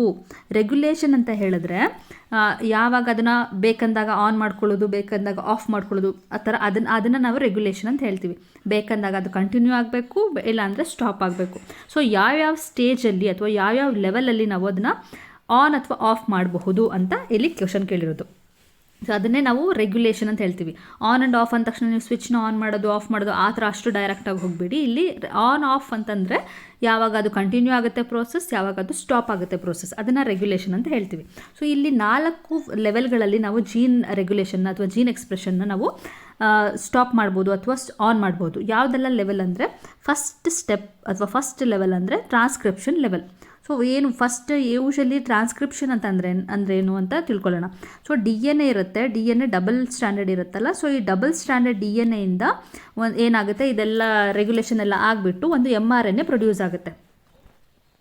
ಸೊ mRNA ಪ್ರೊಡ್ಯೂಸ್ ಆಗುತ್ತಲ್ಲ, ಈ ಪ್ರೋಸೆಸ್ನ ನಾವು ಟ್ರಾನ್ಸ್ಕ್ರಿಪ್ಷನ್ ಅಂತ ಹೇಳ್ತೀವಿ. ಓಕೆ, ನಾನು ಇಲ್ಲಿ TR ಅಷ್ಟೇ ತೋರಿಸಿದ್ದೀನಿ, ಕಂಪ್ಲೀಟಾಗಿ ಬರೀದಿಲ್ಲ, ನೀವು ಅರ್ಥ ಮಾಡ್ಕೊಳ್ತೀರ ಅಂದ್ಕೊಂಡಿದ್ದೀನಿ. ಸೊ DNAಯಿಂದ mRNA ಪ್ರೊಡ್ಯೂಸ್ ಆಗುತ್ತಲ್ಲ, ಅದನ್ನು ನಾವೇನು ಹೇಳ್ತೀವಿ, ಟ್ರಾನ್ಸ್ಕ್ರಿಪ್ಷನ್ ಅಂತ ಹೇಳ್ತೀವಿ. ಸೊ ಈ ಥರ DNAಯಿಂದ mRNA ಪ್ರೊಡ್ಯೂಸ್ ಆಗ್ತಾ ಇರೋದನ್ನ, ಈ ಪ್ರೋಸೆಸ್ ಏನಿದೆ ಇದನ್ನೇ ಬೇಕಿದ್ರೆ ನಾವು ಸ್ಟಾಪ್ ಮಾಡ್ಬೋದು. ಸೊ ಇಲ್ಲಿ ಫಸ್ಟ್ ಸ್ಟೆಪ್ಪೇ ಸ್ಟಾಪ್ ಮಾಡ್ಬೋದು. ಸೊ ಇಲ್ಲಿ ಅದನ್ನು ರೆಗ್ಯುಲೇಷನ್ ಲೆವೆಲ್ ಅಂತ ಒಂದು ಕರಿತೀವಿ. ನೆಕ್ಸ್ಟ್ ಪ್ರೋಸೆಸಿಂಗ್ ಲೆವೆಲ್ ಅಂದರೆ ಯುಕ್ಯಾರಿಯೋಟ್ಸಲ್ಲಿ mRNAಯಿಂದ ಡೈರೆಕ್ಟಾಗಿ ಪ್ರೋಟೀನ್ ಪ್ರೊಡ್ಯೂಸ್ ಆಗಲ್ಲ. ಸೊ ಯೂಶಲಿ ಪ್ರೋಕ್ಯಾರಿಯೋಟ್ಸಲ್ಲಿ ಏನಾಗುತ್ತೆ, ಡೈರೆಕ್ಟಾಗಿ ಈ mRNAಯಿಂದ ಪ್ರೋಟೀನ್ ಪ್ರೊಡ್ಯೂಸ್ ಆಗಿಬಿಡುತ್ತೆ. ಆದರೆ ಯುಕ್ಯಾರಿಯೋಟ್ಸಲ್ಲಿ ಇದಾಗೋಕ್ಕಿಂತ ಮುಂಚೆ ಕ್ಯಾಪಿಂಗ್ ಮತ್ತು ಟೈಲಿಂಗ್ ಏನಿದೆ ಮತ್ತು ಸ್ಪ್ಲೈಸಿಂಗ್ ಏನಿದೆ ಅದಾಗಬೇಕು. ಇಂಟ್ರಾನ್ಗಳನ್ನೆಲ್ಲ ರಿಮೂವ್ ಮಾಡಿ ಎಕ್ಸಾನ್ಸ್ನ ಜಾಯಿನ್ ಮಾಡೋದನ್ನ ನಾವು ಸ್ಪ್ಲೈಸಿಂಗ್ ಅಂತ ಹೇಳ್ತೀವಿ. ಕ್ಯಾಪಿಂಗ್ ಅಂತಂದರೆ ಇಲ್ಲಿ ಅಡಿನೈಲ್ ಗ್ರೂಪ್ನ ಆ್ಯಡ್ ಮಾಡ್ತೀವಿ, ಇಲ್ಲಿ ಟೈಲಿಂಗ್ ಅಂದರೆ ಪಾಲಿ ಅಡಿನೈಲ್ ಟೈಲ್ನ ಆ್ಯಡ್ ಮಾಡ್ತೀವಿ ಎಂಡಲ್ಲಿ. ಸೊ ಅದನ್ನು ನಾವೇನು ಹೇಳ್ತೀವಿ ಸ್ಪ್ಲೈಸಿಂಗ್, ಕ್ಯಾಪಿಂಗ್. ಇದನ್ನು ಪ್ರೋಸೆಸಿಂಗ್ ಲೆವೆಲ್ ಅಂತ ಹೇಳ್ತೀವಿ. ಸೊ ಈ ಪ್ರೋಸೆಸಿಂಗ್ ಲೆವೆಲಲ್ಲೂ ಕೂಡ ನಾವು ಅದನ್ನು ಸ್ಟಾಪ್ ಮಾಡ್ಬೋದು. Okay, second step. Next transport of mRNA. Transport of mRNA ಎಲ್ಲಿಂದ ಎಲ್ಲಿಗೆ ಅಂತಂದರೆ ನ್ಯೂಕ್ಲಿಯಸ್ಸಿಂದ ಸೈಟೋಪ್ಲಾಸಮ್ಗೆ. ಇದೆಲ್ಲ ಆಗ್ತಾ ಇರೋದಲ್ಲಿ ಗೊತ್ತಾ, ಈ DNA ಇದ್ದಿದ್ದು mRNA ಪ್ರೊಡ್ಯೂಸ್ ಮಾಡೋದು ಮತ್ತು ಕ್ಯಾಪಿಂಗ್ ಟೈಲಿಂಗ್ ಎಲ್ಲ ಆಗೋದೇನಕ್ಕೆ ಅಂತಂದರೆ ನೆಕ್ಸ್ಟ್ ಅದು ಹೊರಗಡೆ ಈಗ ಅದು ಬರಬೇಕು. ಎಲ್ಲಿಗೆ ಬರಬೇಕು ಅಂತಂದರೆ ಸೈಟೋಪ್ಲಾಸಮ್ಗೆ ಬರಬೇಕು. ಸೊ ಸೈಟೋಪ್ಲಾಸಮ್ಗೆ ಅದು ಈಗ ಇದೆಷ್ಟೆಲ್ಲ ಆಗಿದ್ದಲ್ಲಿ ನ್ಯೂಕ್ಲಿಯಸಲ್ಲಿ ಆಯಿತು. ಸೊ ಈ ನ್ಯೂಕ್ಲಿಯಸ್ಸಿಂದ ಅದು ಸೈಟೋಪ್ಲಾಸಮ್ಗೆ ಬರಬೇಕು ಅಂತಂದರೆ ಸೈಟೋಪ್ಲಾಸಮ್ಗೆ ಬಂದ ತಕ್ಷಣ ಎಷ್ಟೊಂದು ಎನ್ಸೈಮ್ಗಳಿರುತ್ತೆ ಸೈಟೋಪ್ಲಾಸಮಲ್ಲಿ. ಅದೆಲ್ಲ ಅದನ್ನು ಏನು ಮಾಡ್ಬೋದು, ಬಂದು ಇಮಿಡಿಯೇಟಾಗಿ ಬ್ರೇಕ್ ಮಾಡಿಬಿಡ್ಬೋದು. ಸೊ ಆ ಬ್ರೇಕ್ ಆಗಬಾರ್ದು. ಈ ಏನಾಗಿದೆ ಈಗ ಹೊಸದಾಗಿ ಪ್ರೊಡ್ಯೂಸ್ ಆಗಿರೋಂಥ mRNA ಏನಿದೆ ಇದು ಬ್ರೇಕ್ ಆಗಬಾರ್ದು ಅಂದರೆ ಏನಾಗಬೇಕು, ಫಸ್ಟು ಕ್ಯಾಪಿಂಗ್ ಮತ್ತು ಟೈಲಿಂಗ್ ಆಗಿರಬೇಕು. ಸೊ ಕ್ಯಾಪಿಂಗ್ ಟೈಲಿಂಗ್ ಆಗಿದೆ. ಇದಾದ ಮೇಲೆ ಏನಾಗುತ್ತೆ, ನೆಕ್ಸ್ಟ್ ಅದು ಸೈಟೋಪ್ಲಾಸಮ್ಗೆ ಬರುತ್ತೆ. ಸೊ ಸೈಟೋಪ್ಲಾಸಮ್ಗೆ ಬರೋವಂಥ ಸ್ಟೆಪ್ ಏನಿದೆಯಲ್ಲ ಅಲ್ಲೂ ಕೂಡ ನಾವು ಜೀನ್ ರೆಗ್ಯುಲೇಷನ್ ಮಾಡ್ಬೋದು. ಅಂದರೆ ಅಲ್ಲೂ ಕೂಡ ಸ್ಟಾಪ್ ಅಥವಾ ಆನ್ ಅಥವಾ ಕಂಟಿನ್ಯೂ ಮಾಡೋದು ಪ್ರೋಸೆಸ್ ಮಾಡ್ಬೋದು. ನೆಕ್ಸ್ಟ್ ಲಾಸ್ಟ್ ಲೆವೆಲ್ ಯಾವುದು, ಟ್ರಾನ್ಸ್ಲೇಷನ್ ಲೆವೆಲ್. ಇಷ್ಟಾದ ಮೇಲೆ ನೆಕ್ಸ್ಟ್ ಇದರಿಂದ ಪ್ರೊಡ್ಯೂಸ್ ಆಗೋದು ಪ್ರೋಟೀನ್. ಸೊ ಇದರಿಂದ ಈ ಪ್ರೋಟೀನ್ ಪ್ರೊಡ್ಯೂಸ್ ಆಗುತ್ತಲ್ಲ, ಇದನ್ನು ನಾವೇನು ಹೇಳ್ತೀವಿ, ಟ್ರಾನ್ಸ್ಲೇಷನ್ ಅಂತ ಹೇಳ್ತೀವಿ. ಸೊ ಈ ಟ್ರಾನ್ಸ್ಲೇಷನ್ ಲೆವೆಲಲ್ಲೂ ಕೂಡ ನಾವು ಇದನ್ನು ಜೀನ್ನ ರೆಗ್ಯುಲೇಟ್ ಮಾಡ್ಬೋದು, ಅಂದರೆ ಇಲ್ಲೂ ಕೂಡ ಸ್ಟಾಪ್ ಮಾಡ್ಬೋದು ನಾವು. ಸೊ ಇದಿಷ್ಟು ಏನಿದೆ 4 ಸ್ಟೆಪ್ಸ್, ಇಲ್ಲೆಲ್ಲ ನಾವು ಜೀನ್ ರೆಗ್ಯುಲೇಷನ್ನ ಮಾಡ್ಬೋದು. ಈ 4 ಸ್ಟೆಪ್ನ ಬರೆದ್ರೆ ಆಯಿತು. ಸೊ ಈ ಕ್ವಶನ್ ಏನಿದೆ ಇದು ಯೂಶಲಾಗಿ ರಿಪೀಟೆಡ್ ಆಗಿ ಕೇಳುವಂಥ ಕ್ವಶನ್ ಅಲ್ಲ, ಬಟ್ ಆದರೂ ನಿಮಗೆ ಈ ಕಾನ್ಸೆಪ್ಟ್ ಗೊತ್ತಿರಲಿ, ಇದೆಲ್ಲ ತಿಳ್ಕೊಂಡಿರ್ಬೇಕು. ನೀವು ತಿಳ್ಕೊಂಡಿದ್ರೆ ನಿಮಗೆ ಆ ಕಾನ್ಸೆಪ್ಟ್ನ ಅರ್ಥ ಮಾಡ್ಕೊಳ್ಳೋಕೆ ಹೆಲ್ಪ್ ಆಗುತ್ತೆ. ಹಾಗೆಯೇ ಈ ಥರ ಕ್ವಶನ್ಸು ಬರಬಹುದು ಅಂತ ಕೂಡ ಐಡಿಯಾ ಸಿಗುತ್ತೆ. ಸೊ ಇದು ಮೋಸ್ಟ್ ರಿಪೀಟೆಡ್ ಕ್ವಶನ್ ಅಂತೂ ಅಲ್ಲ, ಬಟ್ ಆದರೂ ಕೂಡ ಇಲ್ಲಿ ಕೇಳಿದ್ದಾರೆ. ನೆಕ್ಸ್ಟ್ ಕ್ವಶನ್ ಏನಿದೆ ನೋಡೋಣ. Write a short note on Neanderthal man. Neanderthal man ಈ ಹ್ಯೂಮನ್ ರಿಲೇಟೆಡ್ ಏನೇ ಎವಲ್ಯೂಷನ್ ಇದೆಯಲ್ಲ ಆ ಕಂಪ್ಲೀಟ್ ಟಾಪಿಕ್ನ ನೀವು ಓದ್ಕೊಂಡಿರಿ. ಡೆಫಿನೆಟ್ಲಿ ಕ್ವಶನ್ ಬಂದೇ ಬರುತ್ತೆ, ಹೇಗಾದರೂ ಬರುತ್ತೆ, ಆಯಿತಾ. ಸೊ 100% ಅಂತಲೇ ಹೇಳ್ಬೋದು. ಆ ಕಾನ್ಸೆಪ್ಟ್ ಬೇಸ್ ಮೇಲೆ ಏನಾದರೂ ಒಂದು ಕ್ವಶನ್ ಕೊಟ್ಟೇ ಕೊಡ್ತಾರೆ. ಕಂಪ್ಲೀಟ್ ಹ್ಯೂಮನ್ ಎವಲ್ಯೂಷನ್ ಇದೆ, ಅದು ಎಲ್ಲಾದರೂ ಒಂದು ಕಡೆ ಬರುತ್ತೆ. MCQ ಎಲ್ಲಾದರೂ ಬರ್ಬೋದು, ಇಲ್ಲ ಈ ಥರ ಕ್ವಶನ್ ಆನ್ಸರ್ಸ್ ಎಲ್ಲಾದರೂ ಬರ್ಬೋದು, ಬಟ್ ಬಂದೇ ಬರುತ್ತೆ. ಸೊ ಹಾಗಾಗಿ ಆ ಕಾನ್ಸೆಪ್ಟ್ನ ಬಿಡಲೇಬೇಡಿ. Human evolution is very important topic. So ಇಲ್ಲಿ ಏನು ಕೇಳಿದರೆ, ನಿಯಂಡರ್ಥಾಲ್ ಮ್ಯಾನ್ ಏನಿದೆ ಅದ್ರದ್ದು ಕ್ಯಾರೆಕ್ಟರಿಸ್ಟಿಕ್ ಫೀಚರ್ನ ಮಾತ್ರ ಕೇಳಿರೋದು. ಸೊ ಈ ನಿಯಂಡರ್ಥಾಲ್ ಮ್ಯಾನಲ್ಲಿ ಬ್ರೈನ್ ಸೈಜ್ ಎಷ್ಟಿದೆ ಅದನ್ನು ನೀವು ಬರಿಬೋದು. ಹಾಗೆ ಅದ್ರ ರಿಲೇಟೆಡ್ ಏನೇ ಇದೆ, ನಿಯಂಡರ್ಥಾಲ್ ಮ್ಯಾನ್ ರಿಲೇಟೆಡ್ ಏನೇ ಇದೆ ಅದನ್ನು ನೀವು ಬೇಕಿದ್ದರೆ ಬರೀರಿ. Live near east and central Asia. ಎಲ್ಲಿ ಅವರು ವಾಸವಾಗಿದ್ದರು, ಈಸ್ಟ್ ಮತ್ತು ಸೆಂಟ್ರಲ್ ಏಷ್ಯಾದಲ್ಲಿ ಅವರು ವಾಸವಾಗಿದ್ದರು. Between 1,00,000 to 40,000 years back. ಅಷ್ಟು ವರ್ಷಗಳ ಹಿಂದೆ ಅವರು ಅಲ್ಲಿ ವಾಸವಾಗಿದ್ದರು ಅಂತ ಹೇಳ್ತಾರೆ. Okay, they used hides to protect their body and buried their dead. So ಇದು ಅವ್ರು ಪ್ರೊಟೆಕ್ಟ್ ಮಾಡ್ಕೊಳ್ಳೋದಕ್ಕೋಸ್ಕರ ಏನು ಚರ್ಮ ಏನಿದೆ, ಪ್ರಾಣಿಗಳ ಚರ್ಮ, ಅದನ್ನು ಯೂಸ್ ಮಾಡ್ತಿದ್ರು. ಮತ್ತು ಯಾರಾದರೂ ಅದ್ರಲ್ಲಿ ಡೆತ್ ಆದರೆ, ಅವರ ಪಾಪ್ಯುಲೇಷನಲ್ಲಿ ಯಾರ್ದಾದ್ರೂ ಡೆತ್ ಆದರೆ ಅವ್ರು ಏನು ಮಾಡ್ತಿದ್ರು, ಆ ಡೆಡ್ ಬಾಡಿನ ಬರಿ ಮಾಡ್ತಿದ್ರು. ಸೊ ಪ್ರತಿಯೊಂದು ಸ್ಟೇಜಲ್ಲಿ ಹ್ಯೂಮನ್ ಎವಲ್ಯೂಷನ್ ಇರುವಂಥ ಪ್ರತಿಯೊಂದು ಸ್ಟೇಜಲ್ಲಿ ಅದರದ್ದೇ ಆದಂಥ ಕ್ಯಾರೆಕ್ಟರಿಸ್ಟಿಕ್ ಫೀಚರ್ಗಳಿದೆ. ಓಕೆ, ಬ್ರೈನ್ ಸೈಜ್ ಕೂಡ ಇದೆ. ಸೊ ಎಲ್ಲನೂ ನೀವು ನೋಡ್ಕೊಳ್ಳಿ, ಬ್ರೈನ್ ಸೈಜ್ನ ನೋಡ್ಕೊಳ್ಳಿ, ಅವ್ರು ಯಾವ ಏರಿಯಾದಲ್ಲಿ ಇದ್ದರು ಅದನ್ನು ಕಲ್ತ್ಕೊಳ್ಳಿ, ಮತ್ತು ಹೌ ಮೆನಿ ಇಯರ್ಸ್ ಎಗೋ ಅದನ್ನು ಕೂಡ ಕಲ್ತ್ಕೊಳ್ಳಿ. ಮತ್ತು ಅವ್ರದ್ದು ಏನಾದರೂ ಒಂದು ಸ್ಪೆಷಲ್ ಫೀಚರ್ ಇದ್ದೇ ಇರುತ್ತೆ. ಮೀಟ್ ಈಟಿಂಗಾ, ಇಲ್ಲ ವೆಜಿಟೇರಿಯನ್ನ, ಈ ಥರ ಏನಾದರೂ ಸ್ಪೆಷಲ್ ಕ್ಯಾರೆಕ್ಟರ್ ಲೈಕ್ ಹೈಡ್ಸ್ ಪ್ರೊಟೆಕ್ಟ್ ಮಾಡ್ತಿದ್ರು, ಮತ್ತು ಬರೀ ಡೆಡ್ ಅಂತ ಇದೆಲ್ಲ ಇದೆಯಲ್ಲ. ಸೊ ಇದನ್ನೆಲ್ಲ ಸ್ವಲ್ಪ ನೀವು ಕಂಪ್ಲೀಟಾಗಿ ನೋಡ್ಕೊಳ್ಳಿ. Next question, draw the structure of on antibody molecule. So antibody molecule direct question ಇದೆ, ಏನು ಕನ್ಫ್ಯೂಷನ್ ಇಲ್ಲ. ಸೊ ಇದು ಕೂಡ ಇಂಪಾರ್ಟೆಂಟ್ ಡಯಾಗ್ರಾಮ್. ಇದು ಇಂಪಾರ್ಟೆಂಟ್ ಡಯಾಗ್ರಾಮ್. ಯೂಶಲಿ ಇದನ್ನು 3 ಮಾರ್ಕ್ಸ್ಗೆ ಕೇಳೋದು. ಓಕೆ, 3 ಮಾರ್ಕ್ಸ್ ಅಥವಾ ಇಲ್ಲಿ 2 ಮಾರ್ಕ್ಸ್ ಕೇಳಿದ್ದಾರೆ. ಸೊ 2 ಮಾರ್ಕ್ಸ್ ಕೊಡೋಷ್ಟು ಏನಿದು ಸಿಂಪಲ್ ಅಲ್ಲ, ಬಟ್ ಇಲ್ಲಿ 2 ಮಾರ್ಕ್ಸ್ ಕೇಳಿರೋದ್ರಿಂದ ಮೇನ್ ಆಗಿ ಅವರು ಬರೀ ಲೇಬ್ಲಿಂಗ್ನ ಮಾತ್ರ ಅವರು ಕೌಂಟಿಗೆ ತೊಗೊಳ್ತಾರೆ. ಸೊ ನೀವು ಹೇಗೆ ಡ್ರಾ ಮಾಡಿದ್ದೀರಾ ಅಂತ ಕೌಂಟಿಗೆ ತೊಗೊಳ್ಳಲ್ಲ, ಲೇಬ್ಲಿಂಗ್ನ ಕೌಂಟ್ ಮಾಡ್ತಾರೆ. ಸೊ 4 ಲೇಬಲಿಂಗ್ ಇರಲೇಬೇಕು. ಸೊ 4 ಲೇಬಲಿಂಗ್ ಇದ್ದರೆ ಇಲ್ಲಿ ನಿಮ್ಮ ಡಯಾಗ್ರಾಮಲ್ಲಿ ಏನೋ ಸ್ವಲ್ಪ ಸಿಲ್ಲಿ ಮಿಸ್ಟೇಕ್ ಇದ್ರೂ ಕನ್ಸಿಡರ್ ಆಗುತ್ತೆ. 3 ಮಾರ್ಕ್ಸಿಗೆ ಕೊಟ್ಟಾಗ ವಿತ್ ಡಯಾಗ್ರಾಮ್ ನೀವು ಕರೆಕ್ಟಾಗಿ ಡ್ರಾ ಮಾಡಬೇಕಾಗುತ್ತೆ. ಡಯಾಗ್ರಾಮ್ ಎಲ್ಲಿ ಮಿಸ್ಟೇಕ್ ಮಾಡೋ ಚಾನ್ಸಸ್ ಇದೆ ಗೊತ್ತಾ ನೀವು, ಈ ಸಲ್ಫೈಡ್ ಬಾಂಡ್ಗಳೇನಿದೆಯಲ್ಲ, ಸೊ ಸಲ್ಫೈಡ್ ಬಾಂಡ್ಗಳು ಯೂಶಲಿ ಎಲ್ಲ ಸ್ಟೂಡೆಂಟ್ಸ್ಗಳು ಏನು ಮಾಡ್ತಾರೆ, ಮಿಸ್ಟೇಕ್ ಮಾಡ್ತಾರೆ. ಸೊ ಎಲ್ಲಿದೆ ಎಷ್ಟಿದೆ ಅನ್ನೋದು ಕೂಡ ಇಂಪಾರ್ಟೆಂಟ್. ಟೋಟಲಾಗಿ ಎಷ್ಟಿದೆ ಸಲ್ಫೈಡ್ ಬಾಂಡ್ಸ್ ಅದನ್ನು ಕೌಂಟ್ ಮಾಡ್ಕೊಳ್ಳಿ. ನೀವು ಕೌಂಟ್ ಮಾಡ್ಕೊಂಡಿದ್ರೆ ಕರೆಕ್ಟಾಗಿ ಎಕ್ಸಾಕ್ಟಾಗಿ ಎಲ್ಲೆಲ್ಲಿ ಬರ್ತಾ ಇದೆ ಅಂತ ಕೂಡ ನಿಮಗೆ ಈಗ ಐಡಿಯಾ ಇರುತ್ತೆ. ಓಕೆ, ಸೊ ಟೋಟಲಾಗಿ ಇಲ್ಲಿ ನಾನಿಲ್ಲಿ ಎಷ್ಟು ಸರ್ಕಲ್ಗಳನ್ನ ಹಾಕಿದ್ದೀನಿ ಅಷ್ಟು ನಿಮಗೆ ಸಲ್ಫೈಡ್ ಬಾಂಡ್ಗಳು ಕಾಣಿಸುತ್ತೆ. ಎಷ್ಟಿದೆ, 5, ಈ ಕಡೆ 5, ಈ ಕಡೆ 5, ಈ ಕಡೆ 5. ಸೊ ಎಷ್ಟಾಯಿತು, 15 ಆಯಿತು. 15 + 1, ಸಾರಿ ಇಲ್ಲಿ 6 ಇದೆ, ಕೆಳಗಡೆ ಇರೋದು 6 ಇದೆ. ಸೊ ಇಲ್ಲಿ 5, ಈ ಸೈಡ್ 5, ಈ ಸೈಡ್ 5 ಇದೆ, 10 ಆಯಿತು. ಇಲ್ಲಿ 6 ಇದೆ. ಸೊ ಏನಷ್ಟಾಯಿತು 16, ಟೋಟಲ್ 16 ಸಲ್ಫೈಡ್ ಬಾಂಡ್ಸ್ನ ನೀವು ಡ್ರಾ ಮಾಡಬೇಕು. ನೀವು ಡ್ರಾ ಮಾಡಿಲ್ಲ ಅಂತಂದರೆ ಏನಾಗ್ಬಿಡುತ್ತೆ, ಆಗ ಮಿಸ್ಟೇಕ್ ಆಗುತ್ತೆ. ಸೊ ಕರೆಕ್ಟಾಗಿ ನೋಡಿಕೊಂಡು 16 ಬಾಂಡ್ಸ್ಗಳನ್ನ ಕರೆಕ್ಟಾಗಿ ಡ್ರಾ ಮಾಡಿ. ಸೊ ಇದಲ್ಲದೆ ಬೇರೆ ಎಲ್ಲ ಯಾವುದೆಲ್ಲ ಇಂಪಾರ್ಟೆಂಟ್ ಡಯಾಗ್ರಾಮ್ಸ್ ಇದೆ ಅಂತ ನಾನು ಆಲ್ರೆಡಿ ನನ್ನ ಚಾನಲಲ್ಲಿ ವಿಡಿಯೋ ಮಾಡಿ ಹಾಕಿದ್ದೀನಿ. ಅದನ್ನು ಲಿಂಕ್ನ ಬೇಕಿದ್ರೆ ಡಿಸ್ಕ್ರಿಪ್ಷನ್ ಬಾಕ್ಸಲ್ಲಿ ಕೊಟ್ಟಿರ್ತೀನಿ, ಅದನ್ನು ಕೂಡ ನೋಡ್ಕೊಳ್ಳಿ, ನಿಮ್ಮ ಎಕ್ಸಾಮ್ಗೆ ಹೆಲ್ಪ್ ಆಗುತ್ತೆ. ಯಾಕೆಂದರೆ ಇಂಪಾರ್ಟೆಂಟ್ ಡಯಾಗ್ರಾಮ್ಸ್ ಎಲ್ಲ ಏನೇನಿಲ್ಲ ಅಲ್ಲಿ ನಿಮಗೆ ಮಾರ್ಕ್ಸ್ ಬರೋದೇ ಡಯಾಗ್ರಾಮ್ಸ್ಗಳಲ್ಲಿ, ಈಸಿಯಾಗಿ ಸ್ಕೋರ್ ಮಾಡೋದಕ್ಕಾಗೋದು ಡಯಾಗ್ರಾಮ್ಸ್ಗಳಲ್ಲಿ. ಸೊ ಅದನ್ನೆಲ್ಲ ಮಿಸ್ ಮಾಡದೆ ಕಲ್ತ್ಕೊಂಡಿರಿ, ಓಕೆನಾ. ನೆಕ್ಸ್ಟ್ ಈಗ 26 ಕ್ವಶನ್ ಏನು ಕೊಟ್ಟಿದ್ದಾರೆ ನೋಡೋಣ. Right the functions of jeans CRY 1 AB and CRY 2 AB. So ಇದ್ರದ್ದು ಫಂಕ್ಷನ್ನ ಬರೀರಿ ಅಂತ ಕೇಳಿದ್ದಾರೆ. So function is nothing but main ಆಗಿದ್ದು ಯಾವ ವರ್ಮ್ಸ್ಗಳಿಗೆ ಅಟ್ಯಾಕ್ ಮಾಡ್ತಿದೆ ಅಥವಾ ಯಾವುದೋ ವರ್ಮ್ಸ್ನ ಕಿಲ್ ಮಾಡ್ತಿದೆ ಅಂತ ಬರೆದ್ರೆ ಸಾಕು. ಈ ಕ್ವಶನ್ ಅವರು ಯಾವ ಚಾಪ್ಟರಿಂದ ಪಿಕ್ ಮಾಡಿದ್ದಾರೆ ಅಂದರೆ ಬಯೋಟೆಕ್ನಾಲಜಿ ಆ್ಯಂಡ್ ಇಟ್ಸ್ ಅಪ್ಲಿಕೇಶನ್ ಇದೆಯಲ್ಲ ಆ ಚಾಪ್ಟರಿಂದ ಪಿಕ್ ಮಾಡಿದ್ದಾರೆ. ಸೊ ಫಸ್ಟ್ ಒನ್ ಏನಿದೆ ಕ್ರೈ 2 AB ಏನಿದೆ ಅದು ಕಾಟನ್ ಬಾಲ್ ವರ್ಮ್ನ ಅಫೆಕ್ಟ್ ಮಾಡುತ್ತೆ ಅಥವಾ ಅದನ್ನು ಕಂಟ್ರೋಲ್ ಮಾಡುತ್ತೆ. ಕ್ರೈ 1 AB ಇರೋದು ಕಾರ್ನ್ ಬಾರರ್ನ ಕಂಟ್ರೋಲ್ ಮಾಡುತ್ತೆ. ಓಕೆ, ಸೊ ಈ ಥರ ಕ್ರೈ AB, ಕ್ರೈ 2 AB ಇದೆಲ್ಲ ಇದೆ, ಇದನ್ನು ನೀವು ನೋಡ್ಕೊಳ್ಳಿ. ಓಕೆ, ಇದು ಮೇನಾಗಿ ಕಾಟನ್ BT ಕಾಟನ್ ಇದೆಯಲ್ಲ ಆ ಟಾಪಿಕ್ ಅಂಡರಲ್ಲಿ ಬರುತ್ತೆ. Next briefly explain the significance of David Tilman's long term ecosystem experiment using outdoor plots. Okay, experiments ಮತ್ತು ಇಲ್ಲಿ ಈ ಕಡೆ ಬಂದುಬಿಟ್ಟಿದೆ, experiments using outdoor plots. So ಇದು ಒಂದು ಕಾನ್ಸೆಪ್ಟ್ ಏನಿದೆ, ಇದು ಲಾಸ್ಟ್ ಚಾಪ್ಟರ್ ಏನಿದೆ ಕನ್ಸರ್ವೇಷನ್, ಬಯೋಡೈವರ್ಸಿಟಿ ಆ್ಯಂಡ್ ಕನ್ಸರ್ವೇಷನ್, ಆ ಚಾಪ್ಟರಿಂದ ತೊಗೊಂಡಿರುವಂಥ ಒಂದು ಟಾಪಿಕ್ ಇದು. ಸೊ ಇಲ್ಲಿ David Tilman's long term ecosystem experiment ಏನಿದೆ ಅದನ್ನು ಎಕ್ಸ್ಪ್ಲೇನ್ ಮಾಡಿ ಅಂತ ಕೇಳಿದ್ದಾರೆ. ಅದರದ್ದು ಸಿಗ್ನಿಫಿಕೆನ್ಸ್ನ ಎಕ್ಸ್ಪ್ಲೇನ್ ಮಾಡಿ ಅಂತ, ಅದರದ್ದು ಯೂಸ್ ಏನು ಅಂತ ಇಲ್ಲಿ ಕೇಳ್ತಾ ಇರೋದು. ಸೊ ಇದೊಂದು ಟಾಪಿಕ್ ನಾನು ನನ್ನ ಬಯೋಡೈವರ್ಸಿಟಿ ಆ್ಯಂಡ್ ಕನ್ಸರ್ವೇಷನ್ ಚಾಪ್ಟರ್ದು ಒನ್ ಶಾರ್ಟ್ ವಿಡಿಯೋದಲ್ಲಿ ಇದೊಂದು ಟಾಪಿಕ್ ಮಿಸ್ ಆಗಿಬಿಟ್ಟಿದೆ, ಇದನ್ನು ನಾನು ಇನ್ಕ್ಲೂಡ್ ಮಾಡೋದು ಮರ್ತುಬಿಟ್ಟೆ. ಬಟ್ ಇದ್ರದ್ದು ಯೂಸ್ ಏನಿದೆ ಅದನ್ನು ನಾನು ಅದರಲ್ಲಿ ಹೇಳಿದ್ದೀನಿ. ಓಕೆ, ಸಿಗ್ನಿಫಿಕೆನ್ಸ್ನ ಅದರಲ್ಲಿ ಇನ್ಕ್ಲೂಡ್ ಮಾಡಿದ್ದೀನಿ. ಸಿಗ್ನಿಫಿಕೆನ್ಸ್ ಇದು ಮೇನ್ ಆಗಿ ಇದು ಏನಕ್ಕೆ ಸ್ಟಡಿ ಮಾಡೋದು ಅಥವಾ ಏನಕ್ಕೆ ಈ ಎಕ್ಸ್ಪೆರಿಮೆಂಟ್ ಮಾಡೋದು ಅಂದರೆ more the diversity more it is stable, more it is productive ಅಂತ ಪ್ರೂವ್ ಮಾಡೋದಕ್ಕೋಸ್ಕರ ಇದನ್ನು ಈ ಎಕ್ಸ್ಪೆರಿಮೆಂಟ್ನ ಮಾಡಿರ್ತಾರೆ. ಸೊ ಅದನ್ನೇ ಇಲ್ಲಿ ಕೊಟ್ಟಿದ್ದಾರೆ ನೋಡಿ. David Tillmans, an American ecologist, reveals that the increase in species diversity ಎಷ್ಟು ಜಾಸ್ತಿ ಇರುತ್ತೋ ಅಷ್ಟು ಏನಿರುತ್ತೆ ಅದು ಒಂದು ಎಫಿಷಿಯೆಂಟ್ ಆಗಿರುತ್ತೆ ಆ ಪಾಪ್ಯುಲೇಷನ್, ಮತ್ತು ಪ್ರೊಡಕ್ಟಿವಿಟಿ ಕೂಡ ಚೆನ್ನಾಗಿರುತ್ತೆ. Okay, it also makes more resources available for other species within the ecosystem. So ecosystem ಯಾವಾಗ ತುಂಬಾ ವೆರೈಟೀಸ್ ಆಫ್ ಆರ್ಗ್ಯಾನಿಸಮ್ಸ್ ಇರುತ್ತೆ, ಎಷ್ಟು ಡಿಫ್ರೆಂಟ್ ಟೈಪ್ಸ್ ಇರುತ್ತೆ ಅಷ್ಟು ಒಳ್ಳೆಯದು. ಓಕೆ, ಬರೀ ಒಂದೇ ಟೈಪ್ ಆಫ್ ಆರ್ಗ್ಯಾನಿಸಮ್ ಇದ್ದರೆ ಒಂದು ಎಕೋಸಿಸ್ಟಮಲ್ಲಿ ಅಷ್ಟು ಒಳ್ಳೆಯದಲ್ಲ. ಎಷ್ಟು ವೆರೈಟೀಸ್ ಇರುತ್ತೆ ಅಷ್ಟು ಕೂಡ ಎಕೋಸಿಸ್ಟಮ್ಗೆ ಒಳ್ಳೆಯದು.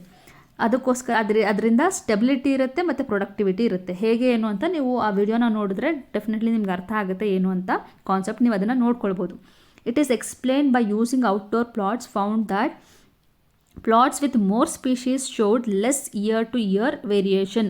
ಅವರು ಇದನ್ನು ಪ್ರೂವ್ ಮಾಡೋದಕ್ಕೆ ಏನು ಮಾಡ್ತಾರೆ ಅಂತಂದರೆ ಡಿಫ್ರೆಂಟ್ ಪ್ಲಾಟ್ಸಲ್ಲಿ ಈಗ ಇಮ್ಯಾಜಿನ್ ಮಾಡ್ಕೊಳ್ಳಿ, ಒಂದು ದೊಡ್ಡ ಫೀಲ್ಡ್ ಅವ್ರಿಗೆ ಕೊಟ್ಬಿಟ್ಟು ಈ ಫೀಲ್ಡಲ್ಲಿ ಎಕ್ಸ್ಪೆರಿಮೆಂಟ್ ಮಾಡಿ ಅಂತ ಕೊಟ್ಟಿರ್ತಾರೆ. ಸೊ ಆ ಅವರೇ ಅದರಲ್ಲಿ ಮಾಡ್ತಾರೆ ಅಂತ ಇಟ್ಕೊಳ್ಳಿ. ಸೊ ಆಗ ಏನಾಗುತ್ತೆ, ಅಷ್ಟು ದೊಡ್ಡ ಫೀಲ್ಡಲ್ಲಿ ಕೆಲವೊಂದು ಈ ಥರ ಪ್ಲಾಟ್ಗಳನ್ನ ಮಾಡ್ಕೊಂಡಿರ್ತಾರೆ, ಇಷ್ಟಿಷ್ಟು ಮಾರ್ಕ್ ಮಾಡ್ಕೊಂಡು ಇಷ್ಟಿಷ್ಟು ಪ್ಲಾಟ್ ಅಂತ ಸಪ್ರೇಟ್ ಮಾಡ್ಕೊಂಡಿರ್ತಾರೆ.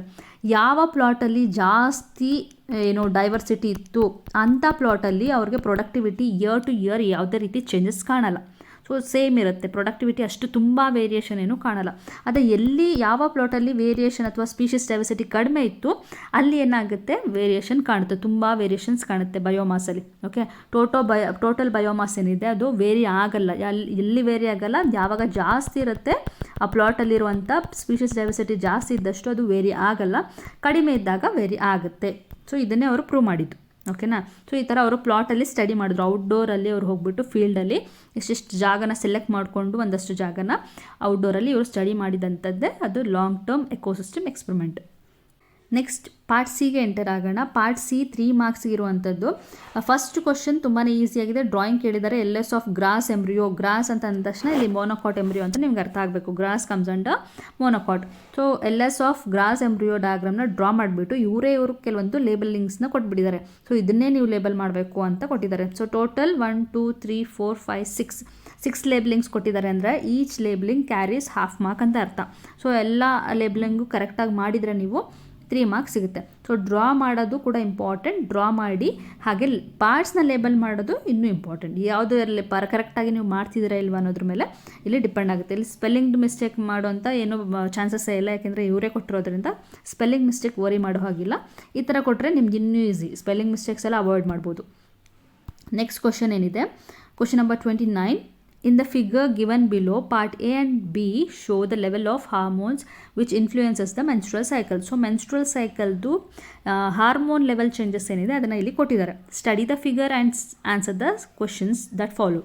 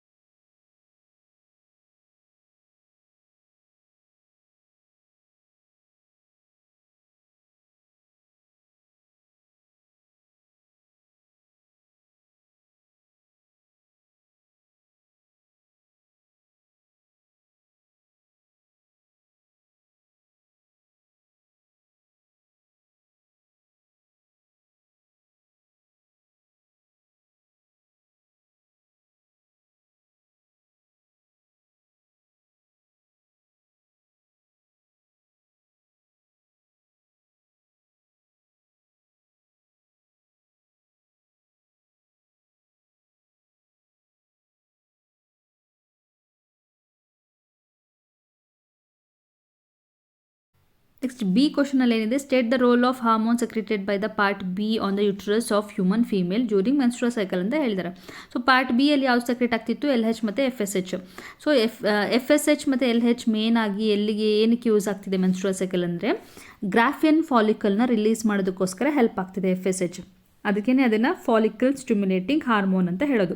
ಫಾಲಿಕಲ್ಸ್ನ ಸ್ಟಿಮ್ಯುಲೇಟ್ ಮಾಡ್ತಾ ಇದೆ ಅಂತ ಅರ್ಥ. ಸೊ ಗ್ರಾಫಿಯನ್ ಫಾಲಿಕಲ್ ಡೆವಲಪ್ಮೆಂಟಿಗೆ ಇದು ಹೆಲ್ಪ್ ಮಾಡ್ತಾ ಇದೆ. ಹಾಗೆ LH ಏನಕ್ಕೆ ಹೆಲ್ಪ್ ಆಗ್ತಿದೆ ಅಂತಂದರೆ LH ಜಾಸ್ತಿ ಆದಾಗ ಓವ್ಯುಲೇಷನ್ ಆಗುತ್ತೆ. ಸೊ ಮೇನ್ಲಿ LH ಇರೋದೇ ಅದು ತುಂಬ ಸೆಕ್ರೆಟ್ ಆಗಿಬಿಟ್ಟು ಓವ್ಯುಲೇಷನ್ಗೆ ಹೆಲ್ಪ್ ಮಾಡೋದಕ್ಕೋಸ್ಕರ ಇರೋದು. So LH is helping in ovulation, FSH helping in Graafian follicle stimulation ಅಥವಾ ಡೆವಲಪ್ಮೆಂಟ್. ಓಕೆನಾ.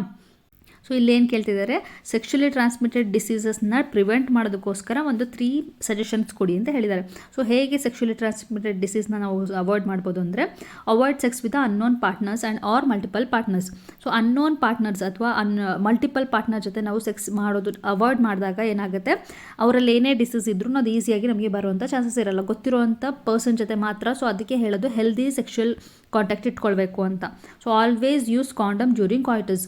ಸೊ ಯೂಶಲಿ ಕಾಂಡಮ್ನ ಯೂಸ್ ಮಾಡೋದೇ ಈ ಥರ ಯಾವುದೇ ರೀತಿ ಪ್ರಾಬ್ಲಮ್ಸ್ ಇದ್ರೂ, ಸೆಕ್ಷುಲಿ ಟ್ರಾನ್ಸ್ಮಿಟೆಡ್ ಡಿಸೀಸ್ ಇದ್ರೂ ಅದು ಟ್ರಾನ್ಸ್ಫರ್ ಆಗಬಾರ್ದು ಅನ್ನೋದು ಒಂದು ರೀಸನ್ನಿಗೆ. ಮತ್ತು ಯಾವಾಗ ಅವರು ಪ್ರೆಗ್ನೆನ್ಸಿನ ಅವಾಯ್ಡ್ ಮಾಡಬೇಕು ಆ ಟೈಮಲ್ಲೂ ಕೂಡ ಕಾಂಡಮ್ಸ್ನ ಯೂಸ್ ಮಾಡ್ತಾರೆ.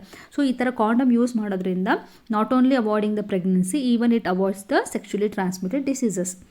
Next, in case of doubt, go to a qualified doctor for early detection and get complete treatment if diagnosed with the disease. So ಏನಾದರೂ ಡಿಸೀಸ್ ಬಂದುಬಿಟ್ರೆ, ಏನಾದರೂ ನಿಮಗೆ ಡೌಟ್ ಅನಿಸ್ತಾ ಇದ್ದರೆ ಏನೋ ಬಂದಿರ್ಬೋದಪ್ಪ, ಏನೋ ಆಗಿದೆ ನನಗೆ, ಅದು ಫೀಲ್ ಆಗುತ್ತೆ, ಸಿಮ್ಟಮ್ಸ್ ಗೊತ್ತಾಗುತ್ತೆ. ಸೊ ಆ ಥರ ಏನಾದರೂ ನಿಮಗೆ ಸಿಮ್ಟಮ್ಸ್ ಬಂದರೆ ಏನು ಹೇಳ್ತಿದ್ದಾರೆ ಅವರು, ಆದಷ್ಟು ಬೇಗ ಡಾಕ್ಟ್ರನ್ನ ಕನ್ಸಲ್ಟ್ ಮಾಡಿ, ಒಳ್ಳೆ ಡಾಕ್ಟ್ರನ್ನ ಕನ್ಸಲ್ಟ್ ಮಾಡಿಬಿಟ್ಟು ಅದಕ್ಕೆ ಟ್ರೀಟ್ಮೆಂಟ್ನ ತೊಗೊಳ್ಳಿ ಅಂತ ಹೇಳ್ತಿದ್ದಾರೆ. ಸೊ ಈ 3 ಸಜೆಷನ್ ಇದೆ ನಿಮ್ಮ ಬುಕ್ಕಲ್ಲಿ ಕೊಟ್ಟಿರುವಂಥ ಸಜೆಷನ್ಸ್ಗಳೇ. ತುಂಬ ಸಲ ರಿಪೀಟ್ ಆಗಿರುವಂಥ ಕ್ವಶನ್ ಇದು. ಸೊ ಇದನ್ನು ಕೂಡ ಕಲ್ತ್ಕೊಳ್ಳಿ, ಈಸಿ ಇದೆ. ಸೊ ಈಸಿಯಾಗಿ ನೆನ್ಪಿಟ್ಕೊಳ್ಬೋದು. Next question, what is adaptive radiation, give any 2 examples ಅಂತ ಕೇಳಿದ್ದಾರೆ. ಎವಲ್ಯೂಷನ್ ಚಾಪ್ಟ್ರಲ್ಲಿ ಕೆಲವೊಂದು ಡೆಫಿನೇಷನ್ಸ್ಗಳು ತುಂಬ ಸರಿ ರಿಪೀಟ್ ಆಗ್ತಾ ಇರುತ್ತೆ. ಫಾರ್ ಎಕ್ಸಾಂಪಲ್ ಹೋಮೋಲಾಗಸ್ ಆರ್ಗನ್ ಆಗಿರ್ಬೋದು, ಮತ್ತು ಅನಾಲಾಗಸ್ ಆರ್ಗನ್, ಅಡಾಪ್ಟಿವ್ ರೇಡಿಯೇಷನ್, ಈ 3 ಕಾನ್ಸೆಪ್ಟ್ಗಳು ಆವಾಗ ರಿಪೀಟ್ ಆಗ್ತಾನೆ ಇರುತ್ತೆ.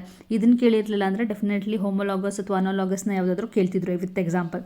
ಸೊ ಈ ಥರ 3 ಕಾನ್ಸೆಪ್ಟ್ ಏನಿದೆ, ಹೋಮೋಲಾಗಸ್, ಅನಾಲಾಗಸ್ ಮತ್ತು ಅಡಾಪ್ಟಿವ್ ರೇಡಿಯೇಷನ್, ಈ 3 ಕಲ್ತ್ಕೊಳ್ಳಿ. ಅದನ್ನು ಬಿಟ್ಟರೆ ಹ್ಯಾಡಿ ವೆನ್ಬರ್ಗ್ ಪ್ರಿನ್ಸಿಪಲ್ ಏನಿದೆ ಅದರ ಡೆಫಿನೇಷನ್ ಕೇಳ್ತಾರೆ. ಸೊ ಹೀಗೆ ಕೆಲವೊಂದು ಡೆಫಿನೇಷನ್ಗಳು ರಿಪೀಟೆಡ್ ಆಗಿ ಕೇಳ್ತಾ ಇರ್ತಾರಲ್ಲ, ಸೊ ಇದನ್ನೆಲ್ಲ ನೀವು ಕಲ್ತಿರಬೇಕು. ಇಲ್ಲಿ 2 ಎಕ್ಸಾಂಪಲ್ನ ಕೇಳಿದ್ದಾರೆ. ಸೊ 2 ಎಕ್ಸಾಂಪಲ್, ಡಾರ್ವಿನ್ಸ್ ಫಿಂಚರ್ಸ್ ಒಂದು ಎಕ್ಸಾಂಪಲ್, ಮತ್ತು ಆಸ್ಟ್ರೇಲಿಯನ್ ಮಾರ್ಸುಪಿಯಲ್ ಒಂದು ಎಕ್ಸಾಂಪಲ್ ಬರಿಬೋದು. Next question, name of the drugs, it source and nature is given in the table. Okay, ಈ 3 ಟೇಬಲ್ಗಳನ್ನ ಕೊಟ್ಬಿಟ್ಟು ಆ ಟೇಬಲಲ್ಲಿ 3 ಬ್ಲ್ಯಾಂಕ್ನ ಇಟ್ಟಿದ್ದಾರೆ, ಎ ಬಿ ಸಿ ಬ್ಲ್ಯಾಂಕ್ನ ಕೊಟ್ಟಿದ್ದಾರೆ. ಆ ಬ್ಲ್ಯಾಂಕ್ನ ನೀವು ಫಿಲ್ ಮಾಡಬೇಕು. ಏನು, ಒಂದರಲ್ಲಿ ಡ್ರಗ್ದು ನೇಮ್ ಕೊಟ್ಟಿಲ್ಲ, ಇನ್ನೊಂದರಲ್ಲಿ ಸೋರ್ಸ್ ಆಫ್ ದ ಪ್ಲ್ಯಾಂಟ್ ಕೊಟ್ಟಿಲ್ಲ, ಇನ್ನೊಂದರಲ್ಲಿ ನೇಚರ್ ಏನಾದ್ರದ್ದು ಕೊಟ್ಟಿಲ್ಲ. ಸೊ ಇದನ್ನು ಈಗ ಕೊಟ್ಟಿರುವಂಥ ಕ್ಲೂ ಮೇಲೆ ನಾವು ಉಳಿದಿದ್ದೇನು ಅಂತ ಕಂಡುಹಿಡಬೇಕು. ಫಸ್ಟ್ ಒನ್ನಲ್ಲಿ ಪಪಾವರ್ ಸಾಮ್ನಿಫೆರಾ ಅಂತ ಕೊಟ್ಟಿದ್ದಾರೆ ಪ್ಲ್ಯಾಂಟ್ ಸೋರ್ಸು. ಸೊ ಪಪಾವರ್ ಸಾಮ್ನಿಫೆರಾಯಿಂದ ನಮಗೆ ಸಿಗ್ತಾ ಇರುವಂಥ ಡ್ರಗ್ ಯಾವುದು? Opioids. So answer is opioids. ಅದರ ನೇಚರ್ ಏನು ಅಂತ ಗೊತ್ತಿದೆ, ಡಿಪ್ರೆಸೆಂಟ್. ನೆಕ್ಸ್ಟ್ ಕೆನಾಬಿನಾಯ್ಡ್ಸ್ ಅಂತ ಕೊಟ್ಟಿದ್ದಾರೆ. ಅದರಿಂದ ಅದು ಯಾವ ಪ್ಲ್ಯಾಂಟಿಂದ ಕೆನಾಬಿನಾಯ್ಡ್ಸ್ ಸಿಗ್ತಾ ಇರೋದು? ಕೆನಾಬಿಸ್ ಸಟೈವಾ. ಸೊ ಇದೆಲ್ಲ ಏನಿದೆ ಪ್ಲ್ಯಾಂಟ್ ಸೋರ್ಸ್ ಬೇಸ್ಡ್ ಏನಿದೆ ಇದನ್ನು ಕೂಡ ನೋಡ್ಕೊಂಡಿರಿ. ಅದರದ್ದು ಸೈಂಟಿಫಿಕ್ ನೇಮ್ನ ಕೂಡ ಕಲ್ತ್ಕೊಳ್ಳಿ. ಕಾಮನ್ ನೇಮ್ ಕಲಿಯೋದಷ್ಟೇ ಅಲ್ಲ, scientific name of the plant ಕೂಡ ಕಲಿಬೇಕು. ಆ ಡ್ರಗ್ಗಳದ್ದು ನೇಮ್ನ ಕೂಡ ಕಲ್ತಿರಬೇಕು. ನೆಕ್ಸ್ಟ್ ಲಾಸ್ಟ್ ಇದರಲ್ಲಿ ಏನು ಲಾಸ್ಟ್ ಡ್ರಗ್ ಯಾವ್ದು ಕೊಟ್ಟಿದ್ದಾರೆ ಅಂತಂದರೆ ಕೊಕೇನ್ ಕೊಟ್ಟಿದ್ದಾರೆ, ಎರಿಥ್ರೋಸೈಲಮ್ ಕೋಕಾ. ಅದರದ್ದು ನೇಚರ್ ಏನಂದರೆ ಮೇನಾಗಿ ಸೆನ್ಸ್ ಆಫ್ ಯುಫೋರಿಯಾ ಅಂತಂದರೆ ಒಂಥರ ಖುಷಿಯಲ್ಲಿ ತೇಲಾಡೋದು ಅಂತ ಹೇಳ್ತಾರಲ್ಲ, ಆ ಥರ ಅದು ಒಂಥರ ನಮಗೆ ಏನು ಹೇಳ್ತಾರೆ, ಆ ಡ್ರಗ್ನ ತೊಗೊಂಡಾಗ ಆ ಫೀಲ್ ಇರುತ್ತೆ. ಸೊ ಅದನ್ನು ಸೆನ್ಸ್ ಆಫ್ ಯುಫೋರಿಯಾ ಅಂತ ಹೇಳ್ತಾರೆ. Okay, and increase energy. So ಆ ಎನರ್ಜಿ ಕೂಡ ಇನ್ಕ್ರೀಸ್ ಆಗಿರುತ್ತೆ. ಸೊ ಅದು ಅದರದ್ದು ನೇಚರು. ಈ 3 ಏನು ಬ್ಲ್ಯಾಂಕ್ ಕೊಟ್ಟಿದ್ದಾರೆ ಅದನ್ನು ಫಿಲ್ ಮಾಡಬೇಕು. ಈ ಥರ ಕ್ವಶನ್ಸ್ ಯೂಶಲಿ ಸ್ವಲ್ಪ ಟ್ರಿಕ್ಕಿ ಕ್ವಶನ್ಸ್. ಇದನ್ನು ಅಪ್ಲಿಕೇಶನ್ ಲೆವೆಲ್ ಅಂತ ಹೇಳ್ತೀವಿ. ಯಾಕೆ ಅಂತಂದರೆ ಇಲ್ಲಿ ನಾರ್ಮಲ್ ಆಗಿ ರೆಗ್ಯುಲರ್ ಆಗಿ ಕೇಳೋ ಥರ ಕ್ವಶನ್ನ ಕೇಳಿಲ್ಲ. ಇಲ್ಲಿ ನಿಮ್ಮ ನಾಲೆಜ್ನ ಅಪ್ಲೈ ಮಾಡ್ಕೊಂಡು ನೀವೇ ಆನ್ಸರ್ನ ಕಂಡುಹಿಡಬೇಕಾಗುತ್ತೆ. So this comes under HOTS. Okay, next, how did an American company Eli Lilly use the knowledge of RDNA technology to produce human insulin? So human insulin ಹೇಗೆ ಪ್ರೊಡ್ಯೂಸ್ ಮಾಡಿದ್ರು ಆರ್ಟಿಫಿಷಿಯಲ್ ಆಗಿ, ಆ ಕಾನ್ಸೆಪ್ಟ್ ಏನಿದೆ ಇದು ಬರುವಂಥದ್ದು ಬಯೋಟೆಕ್ನಾಲಜಿ ಆ್ಯಂಡ್ ಇಟ್ಸ್ ಅಪ್ಲಿಕೇಶನ್, ಈ ಚಾಪ್ಟ್ರಲ್ಲೇ ಬರುವಂಥ ಒಂದು ಕಾನ್ಸೆಪ್ಟ್. ಇದನ್ನು ಕೂಡ 3 ಮಾರ್ಕ್ಸಿಗೆ ಎಷ್ಟು ಬೇಕೋ ಅಷ್ಟು ನೀವು ಬರೀಬೇಕಾಗುತ್ತೆ. ಇಲ್ಲಿ ಅದನ್ನು ಎಕ್ಸ್ಪ್ಲೇನ್ ಮಾಡ್ತಾ, ಹ್ಯೂಮನ್ ಇನ್ಸುಲಿನ್ ಅನ್ನೋದು 3 ಚೈನಿಂದ ಆಗಿರುತ್ತೆ. ಒಂದು ಚೈನ್ A, ಇನ್ನೊಂದು ಚೈನ್ B, ಇನ್ನೊಂದು ಚೈನ್ C ಅಂತ ಇರುತ್ತೆ. ಸೊ ನಮಗೆ ಚೈನ್ C ಅದರದ್ದು ಆ್ಯಕ್ಟಿವ್ ಸ್ಟೇಜಲ್ಲಿ ಚೈನ್ C ಬೇಡ. ಸೊ ಈಗ ಬೇಕಾಗಿರೋದು 2 ಚೈನು, ಒಂದು ಚೈನ್ A, ಇನ್ನೊಂದು chain B. So A B ಅಷ್ಟೇ ಬೇಕಾಗಿರೋದು. ಸೊ ಚೈನ್ A B ಎರಡನ್ನೂ ಏನು ಮಾಡ್ತಿದ್ದಾರೆ ಅವರು, ಸೊ ಯೂಸಿಂಗ್ RDNA ಟೆಕ್ನಾಲಜಿನ ಯೂಸ್ ಮಾಡ್ಕೊಂಡು ಏನು ಮಾಡ್ತಾರೆ ಇವರು, ಇದನ್ನು ಸಪ್ರೇಟಾಗಿ Aನೇ ಸಪ್ರೇಟ್ ಮತ್ತು Bನೇ ಸಪ್ರೇಟಾಗಿ ಇವರು ಅದನ್ನು ಡೆವಲಪ್ ಮಾಡ್ಕೊಳ್ತಾರೆ ಅಥವಾ ಅದನ್ನು ಪ್ರೊಡ್ಯೂಸ್ ಮಾಡ್ಕೊಳ್ತಾರೆ. ಎರಡನ್ನೂ ಸಪ್ರೇಟಾಗಿ ಪ್ರೊಡ್ಯೂಸ್ ಮಾಡಿದ್ಮೇಲೆ ಅವ್ರು ಅದನ್ನೇನು ಮಾಡ್ತಾರೆ, ಡೈಸಲ್ಫೈಡ್ ಬಾಂಡ್ ಹೆಲ್ಪಿಂದ ಎರಡನ್ನೂ ಅಟ್ಯಾಚ್ ಮಾಡ್ತಾರೆ. ಸೊ ಇದೆರಡರ ಮಧ್ಯೆ ಈಗ ಏನಿದೆ ಬಾಂಡ್ ಇರುತ್ತೆ, ಎರಡರ ಮಧ್ಯೆ ಬಾಂಡ್ ಕ್ರಿಯೇಟ್ ಮಾಡಿಬಿಟ್ಟು ಅದನ್ನು ಹ್ಯೂಮನ್ ಇನ್ಸುಲಿನ್ನ ಪ್ರೊಡ್ಯೂಸ್ ಮಾಡ್ತಾರೆ. ಸೊ ಈ ಪ್ರೋಸೆಸ್ ಅವರು RDNA ಟೆಕ್ನಾಲಜಿ ಮೂಲಕ ಮಾಡಿರೋದು. ಸೊ ಇನಿಷಿಯಲಿ ತುಂಬಾ ಸ್ಟ್ರಗಲ್ ಮಾಡಿದ್ರು ಹ್ಯೂಮನ್ ಇನ್ಸುಲಿನ್ನ ಆರ್ಟಿಫಿಷಿಯಲ್ ಆಗಿ ಪ್ರೊಡ್ಯೂಸ್ ಮಾಡೋದಕ್ಕೆ, ಬಟ್ ಲೇಟೆಸ್ಟ್ ಸ್ಟೇಜಲ್ಲಿ ಅವ್ರಿಗೆ ಇದು ಸಕ್ಸಸ್ ಕೊಡ್ತು. ಸೊ ಅದನ್ನು ಮಾಡಿದಂಥ ಕಂಪನಿ ಯಾವುದು? American company Eli lily. Next question, an example for grazing food chain is given below. ಅವರೇ ಕೊಟ್ಟಿದ್ದಾರೆ ಫುಡ್ ಚೈನ್ನ. ಕೊಟ್ಬಿಟ್ಟು ಏನು ಕೇಳಿದ್ದಾರೆ, ಗ್ರಾಸ್ ಹಾಪರ್, ಬರ್ಡ್, ಮ್ಯಾನ್ ಅಂತ ಕೊಟ್ಟಿದ್ದಾರೆ. Graphically represent this food chain through the pyramid of energy and write the different trophic levels with their energy content. So pyramid of ಎನರ್ಜಿನ draw ಮಾಡಿ ಅಂತ ಡೈರೆಕ್ಟಾಗಿ ಕೇಳೋ ಬದಲು ಇವರು ಇಂಡೈರೆಕ್ಟಾಗಿ ಕೇಳಿದ್ದಾರೆ. ನಿಮಗೆ ಬರೀ ಪಿರಮಿಡ್ ಆಫ್ ಎನರ್ಜಿನ ಡ್ರಾ ಮಾಡಿ ಅಂದಿದ್ರು, ನೀವು ಇದೇ ಥರ ಡ್ರಾ ಮಾಡ್ತಿದ್ರಿ. ಬಟ್ ಇಲ್ಲಿ ನೀವು ಏನು ಮೆನ್ಷನ್ ಮಾಡ್ತಿದ್ರಿ, instead of grasshopper, bird ಮತ್ತು ಮ್ಯಾನ್ ಅಂತ ಹಾಕೋ ಬದಲು producers, primary consumer, secondary consumer, tertiary consumer ಅಂತ ಮೆನ್ಷನ್ ಮಾಡ್ತಿದ್ರಿ.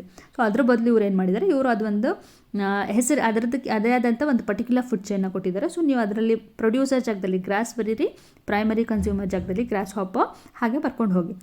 ಉಳಿದಿದ್ದೇನಿದೆ ರೆಪ್ರೆಸೆಂಟೇಷನ್ ವ್ಯಾಲ್ಯೂಸ್ಗಳೇನಿದೆ ಆ ವ್ಯಾಲ್ಯೂಸ್ ನೀವು ಹಾಗೆ ತೋರಿಸಿದ್ರೆ ಆಯಿತು. 1000 ಫಸ್ಟು 10,000 ಮತ್ತು 1000 ಮತ್ತು 100 ಮತ್ತು 10 ಇದನ್ನು ತೋರಿಸಿದ್ರೆ ಆಯಿತು. ನೀವು ಎನರ್ಜಿ ಪಿರಮಿಡ್ ಆಫ್ ಎನರ್ಜಿನ ಕಲ್ತಿದ್ರು ಕೂಡ ಇದೇ ಥರ ರೆಪ್ರೆಸೆಂಟೇಷನ್ ಇರುತ್ತೆ ಅಲ್ಲಿ. ಸೊ ಅದೇ ಸೇಮ್ ಇಲ್ಲಿ ಕೂಡ ರೆಪ್ರೆಸೆಂಟ್ ಮಾಡಬೇಕು.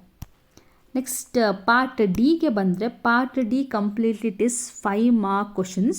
ಸೊ 5 ಮಾರ್ಕ್ ಕ್ವಶನ್ಸ್ ತುಂಬ ಡೀಟೇಲಾಗಿ ಎಕ್ಸ್ಪ್ಲೇನ್ ಮಾಡೋಕ್ಕೆ ಹೋಗಲ್ಲ ನಾನು, ಯಾಕೆಂತಂದರೆ ರಿಪೀಟೆಡ್ ಕ್ವಶನ್ಸ್ ಇದ್ದರೆ ಅದನ್ನೇನು ಎಕ್ಸ್ಪ್ಲೇನ್ ಮಾಡಲ್ಲ. ಕೆಲವೊಂದು ಏನಾದರೂ ಹಾರ್ಡ್ಸ್ ಕ್ವಶನ್ ಥರ ಏನಾದರೂ ಸ್ವಲ್ಪ ಟ್ರಿಕ್ಕಿ ಇದ್ದರೆ ಅದನ್ನು ಮಾತ್ರ ಎಕ್ಸ್ಪ್ಲೇನ್ ಮಾಡ್ತೀನಿ. ಸೊ ಇಲ್ಲಿ ಫಸ್ಟ್ ಕೊಟ್ಟಿರುವಂಥ ಕ್ವಶನ್ ಏನು, draw a neat label diagram of sectional view of mammary gland. Usually ನೋಡಿ ಈ ಸೆಕೆಂಡ್ ಚಾಪ್ಟರಿಂದ ಫೀಮೇಲ್ ರಿಪ್ರೊಡಕ್ಟಿವ್ ಸಿಸ್ಟಮ್ ಮತ್ತು ಮೇಲ್ ರಿಪ್ರೊಡಕ್ಟಿವ್ ಸಿಸ್ಟಮ್ನ ಕೇಳ್ತಾ ಇರ್ತಾರೆ. ಬಟ್ ಇದನ್ನು ಸ್ವಲ್ಪ ರೇರ್ ಆಗಿ ಕೇಳೋದು ಮ್ಯಾಮರಿ ಗ್ಲ್ಯಾಂಡ್ನ. ಸೊ ರೇರ್ ಕ್ವಶನ್ಸ್ನ ಕೂಡ ನೀವು ಎಕ್ಸ್ಪೆಕ್ಟ್ ಮಾಡ್ಬೋದು ಅಂತ ಗೊತ್ತಾಗಲಿ ಅಂತಲೇ ಇವರು ಇದನ್ನು ಇನ್ಕ್ಲೂಡ್ ಮಾಡಿರೋದು. ಯೂಶಲಿ ಕೇಳೋದು ಒಂದು ಮೇಲ್ ರಿಪ್ರೊಡಕ್ಟಿವ್ ಸಿಸ್ಟಮ್ ಮತ್ತು ಫೀಮೇಲ್ ರಿಪ್ರೊಡಕ್ಟಿವ್ ಸಿಸ್ಟಮ್, ಅದೆರಡೂ ಬಿಟ್ಟರೆ ಕೇಳುವಂಥದ್ದು ಸ್ಪರ್ಮ್ ಸ್ಟ್ರಕ್ಚರ್. ಇದು ಈ ಮ್ಯಾಮರಿ ಗ್ಲ್ಯಾಂಡ್ನ ಕೂಡ ಕೇಳುವಂಥ ಚಾನ್ಸಸ್ ಇರುತ್ತೆ ಅಂತ ಈಗ ಗೊತ್ತಾಯ್ತಲ್ವಾ. ಸೊ ಇದನ್ನು ಕೂಡ ನೀವು ಕಲ್ತ್ಕೊಂಡಿರಿ with labelling, proper labelling. Next question, schematically represent the inheritance of flower colour in snapdragon and draw conclusion. Snapdragon ಅಂತ ಕೊಟ್ಟ ತಕ್ಷಣ ನಿಮ್ಗೆ ಅದು ಗೊತ್ತಾಗ್ಬಿಡಬೇಕು. ಸ್ನ್ಯಾಪ್ಡ್ರ್ಯಾಗನ್ ಅಂತ ಕೊಟ್ಟ ತಕ್ಷಣ ನಿಮ್ಗೆ ಗೊತ್ತಾಗ್ಬಿಡಬೇಕು ಇದು ಇನ್ಕಂಪ್ಲೀಟ್ ಡಾಮಿನೆನ್ಸ್ ಬಗ್ಗೆ ಹೇಳ್ತಾ ಇರೋಂಥ ಕಾನ್ಸೆಪ್ಟ್ ಅಂತ. ಸೊ ಇನ್ಕಂಪ್ಲೀಟ್ ಡಾಮಿನೆನ್ಸ್ ಎಕ್ಸ್ಪ್ಲೇನ್ ಮಾಡುವಂಥ ಈ ಪ್ರೋಸೆಸ್ ಏನಿದೆ ಅಥವಾ ಈ ಫ್ಲೋ ಚಾರ್ಟ್ ಏನಿದೆ ಇದನ್ನು ತೋರಿಸ್ಬಿಟ್ಟು ನೀವು ಅದನ್ನು ಎಕ್ಸ್ಪ್ಲೇನ್ ಮಾಡಬೇಕು. ಈ mono hybrid cross, dihybrid cross ಅಥವಾ ಈ ಇನ್ಕಂಪ್ಲೀಟ್ ಡಾಮಿನೆನ್ಸ್ ಏನಿದೆ ಈ ಮೂರು ಮೋಸ್ಟ್ ಆಫ್ ದ ಟೈಮ್ 99.9% ಬರುವಂಥ ಚಾನ್ಸಸ್ ಇರುತ್ತೆ. ಯಾಕೆ ಅಂತಂದರೆ ಸ್ಕಿಮ್ಯಾಟಿಕ್ ರೆಪ್ರೆಸೆಂಟೇಷನ್ ಬೇಸ್ ಮೇಲೆ ಅವರು ಕೆಲವೊಂದು ಕ್ವಶನ್ಸ್ಗಳನ್ನ ಕೇಳ್ತಾರೆ. ಸೊ ಆ ಅಂಡರಲ್ಲಿ ಇದನ್ನು ಕನ್ಸಿಡರ್ ಮಾಡ್ತಾರೆ. ಸೊ ಯಾವ್ಯಾವುದು ಮೋನೋ ಹೈಬ್ರಿಡ್ ಮತ್ತು ಡೈಹೈಬ್ರಿಡ್ ಮತ್ತು ಈ ಇನ್ಕಂಪ್ಲೀಟ್ ಡಾಮಿನೆನ್ಸ್ ಈ ಮೂರರಲ್ಲಿ ಅದಾದ್ರು ಒಂದು ಕೊಡುವಂಥ ಚಾನ್ಸಸ್ ಇರುತ್ತೆ. ಹೀಗೆ ನಾನು ಇನ್ಯಾವುದೆಲ್ಲ ಪಾಸಿಬಿಲಿಟೀಸ್ ಇದೆ ಅಂತ ನಾನು ಚಾಪ್ಟರ್ ವೈಸ್ ಇಂಪಾರ್ಟೆಂಟ್ ಕ್ವಶನ್ಸ್ ಹೇಳುವಾಗ ಹೇಳಿದ್ದೀನಿ. ಆ ಚಾಪ್ಟರ್ ವೈಸ್ ಇಂಪಾರ್ಟೆಂಟ್ ಕ್ವಶನ್ಸ್ನೆಲ್ಲ ನೀವು ನೋಡಿಕೊಂಡ್ರೆ ಎಲ್ಲ ನಿಮಗೆ ಹೆಲ್ಪ್ ಆಗುತ್ತೆ. ಯಾವ ರೀತಿ ಕ್ವಶನ್ಸ್ ಬರುತ್ತೆ, ಪೂರ್ತಿ ಚಾಪ್ಟರ್ ಕಲಿಯೋ ಬದಲು ಯಾವುದು ಕಾನ್ಸೆಪ್ಟ್ಗಳಿಗೆ ನೀವು ಫೋಕಸ್ ಮಾಡಬೇಕು ಅಂತ ನಿಮ್ಗೊಂದು ಐಡಿಯಾ ಸಿಗುತ್ತೆ. ಸೊ ಹಾಗಾಗಿ ಆ ಚಾಪ್ಟರ್ ವೈಸ್ ಇಂಪಾರ್ಟೆಂಟ್ ಕ್ವಶನ್ಸ್ ನೀವು ಇನ್ನೂ ನೋಡಿಲ್ಲ ಅಂದರೆ ಪ್ಲೇ ಲಿಸ್ಟ್ನ ನಾನು ನಿಮಗೆ ಲಿಂಕ್ನ ಡಿಸ್ಕ್ರಿಪ್ಷನ್ ಬಾಕ್ಸಲ್ಲಿ ಕೊಟ್ಟಿರ್ತೀನಿ, ಅದನ್ನು ನೀವು ಚೆಕ್ ಮಾಡ್ಕೊಳ್ಳಿ. Next question, give reasons for the following. ಇಲ್ಲಿ ಕೆಲವೊಂದು ಸ್ಟೇಟ್ಮೆಂಟ್ಗಳನ್ನ ಕೊಟ್ಬಿಟ್ಟು ಅದಕ್ಕೆ ರೀಸನ್ನ ಕೇಳಿದ್ದಾರೆ. ಸೊ ಫಸ್ಟ್ ಕ್ವಶನ್ ಏನಿದೆ, a simple cut results in non stop bleeding in haemophilia affected individuals. So haemophilia effect ಆಗುವಂಥ ಇಂಡಿವಿಜುವಲಲ್ಲಿ ನಾನ್ ಸ್ಟಾಪ್ ಬ್ಲೀಡಿಂಗ್ ಇರುತ್ತೆ, ಯಾಕೆ ಅಂತ ಕೇಳಿದ್ದಾರೆ. ಸೊ ರೀಸನ್ ಇಸ್ ಅವರಲ್ಲಿ ಒಂದು ಬ್ಲಡ್ ಕ್ಲಾಟಿಂಗ್ ಫ್ಯಾಕ್ಟರ್ ಅನ್ನೋದು ಇರೋದಿಲ್ಲ. ಸೊ ಒಂದು ಬ್ಲಡ್ ಕ್ಲಾಟ್ ಆಗಬೇಕಂದ್ರೆ ಬ್ಲಡ್ ಕ್ಲಾಟಿಂಗ್ ಫ್ಯಾಕ್ಟರ್ ಇರಬೇಕು. ಈ ಥರ ಪೇಷಂಟ್ಸಲ್ಲಿ ಬ್ಲಡ್ ಕ್ಲಾಟಿಂಗ್ ಫ್ಯಾಕ್ಟರ್ಸ್ ಮಿಸ್ಸಿಂಗ್ ಇರೋದ್ರಿಂದ ಅವರಲ್ಲಿ ಈ ಬ್ಲಡ್ ಕ್ಲಾಟ್ ಆಗೋದಿಲ್ಲ. Okay, next, turner syndrome affected females are usually sterile. ಯಾಕೆ ಅವರು ಸ್ಟೆರೈಲ್ ಅಂತಂದರೆ ಅವರಲ್ಲಿ 2 X ಕ್ರೋಮೋಸೋಮ್ ಬದಲು ಒಂದೇ ಒಂದು X ಕ್ರೋಮೋಸೋಮ್ ಇರುತ್ತೆ. ಸೊ ಹಾಗಾಗಿ ಅವರು ಸ್ಟೆರೈಲ್ ಆಗಿರ್ತಾರೆ. Next, in Morgan's dihybrid cross experiments on Drosophila showed that flies having genes for yellow body and white eyes exhibited less recombination. ನೋಡಿ, ಇದನ್ನು ಕೊಟ್ಟ ತಕ್ಷಣ ಎಕ್ಸ್ಪೆರಿಮೆಂಟ್ನ ಈಗ ಎಕ್ಸ್ಪ್ಲೇನ್ ಮಾಡಬೇಕಾ ಅಂತ ಕೆಲವರು ಕನ್ಫ್ಯೂಸ್ ಮಾಡ್ಕೊಂಡ್ಬಿಡ್ತಾರೆ. ಅಷ್ಟೆಲ್ಲ ನೀವು ತಲೆನೇ ಕೆಡಿಸ್ಕೊಳ್ಬೇಡಿ. ಇಲ್ಲಿ ಸಿಂಪಲ್ಲಾಗಿ ನಾನು ಏನು ಹೇಳ್ಕೊಡ್ತೀನಿ ಅದನ್ನು ನೀವು ನೋಡ್ಕೊಳ್ಳಿ. ಲೆಸ್ ರೀಕಾಂಬಿನೇಷನ್ ಅಂತ ಕೊಟ್ಟ ತಕ್ಷಣ ನೀವೇನು ಬರೀಬೇಕು, ಲೆಸ್ ರೀಕಾಂಬಿನೇಷನ್ ಅಂದರೆ ಅರ್ಥ ಏನು ಅಂದರೆ ರೀಕಾಂಬಿನೇಷನ್ ಎಲ್ಲದ್ರಲ್ಲಿ ಆಗ್ತಾ ಇಲ್ಲ ಅಂತ. ಸೊ ಜೀನ್ಸ್ ಯಾವಾಗ ಹತ್ರ ಲೊಕೇಟ್ ಆಗಿರುತ್ತಲ್ವ, ತುಂಬ ಹತ್ರ ಲೊಕೇಟ್ ಆಗಿದ್ದಾಗ ಅದನ್ನು ನಾವೇನು ಹೇಳ್ಬೋದು, jeans distance is very less ಅಂತ ಹೇಳ್ಬೋದು. ಸೊ 2 ಜೀನ್ಗಳ ಮಧ್ಯೆ ಡಿಸ್ಟೆನ್ಸು ತುಂಬ ಕಡಿಮೆ ಆಯಿತು. ನೋಡಿ, ಇಲ್ಲೊಂದು ಜೀನು ಇದೊಂದು ಜೀನು, 2 ಜೀನ್ಗಳ ಮಧ್ಯೆ ಡಿಸ್ಟೆನ್ಸ್ ಕಡಿಮೆ ಆದಾಗ ಇದನ್ನು ನಾವು ಟೈಟ್ಲಿ ಲಿಂಕ್ಡ್ ಅಥವಾ ಮೋರ್ ಲಿಂಕೇಜ್ ಅಂತ ಹೇಳ್ತೀವಿ. ಓಕೆ, ಟೈಟ್ಲಿ ಲಿಂಕ್ ಅಂತಲೂ ನೀವು ಬರಿಬೋದು ಅಥವಾ ಮೋರ್ ಲಿಂಕೇಜ್ ಅಂತಲೂ ಬರಿಬೋದು.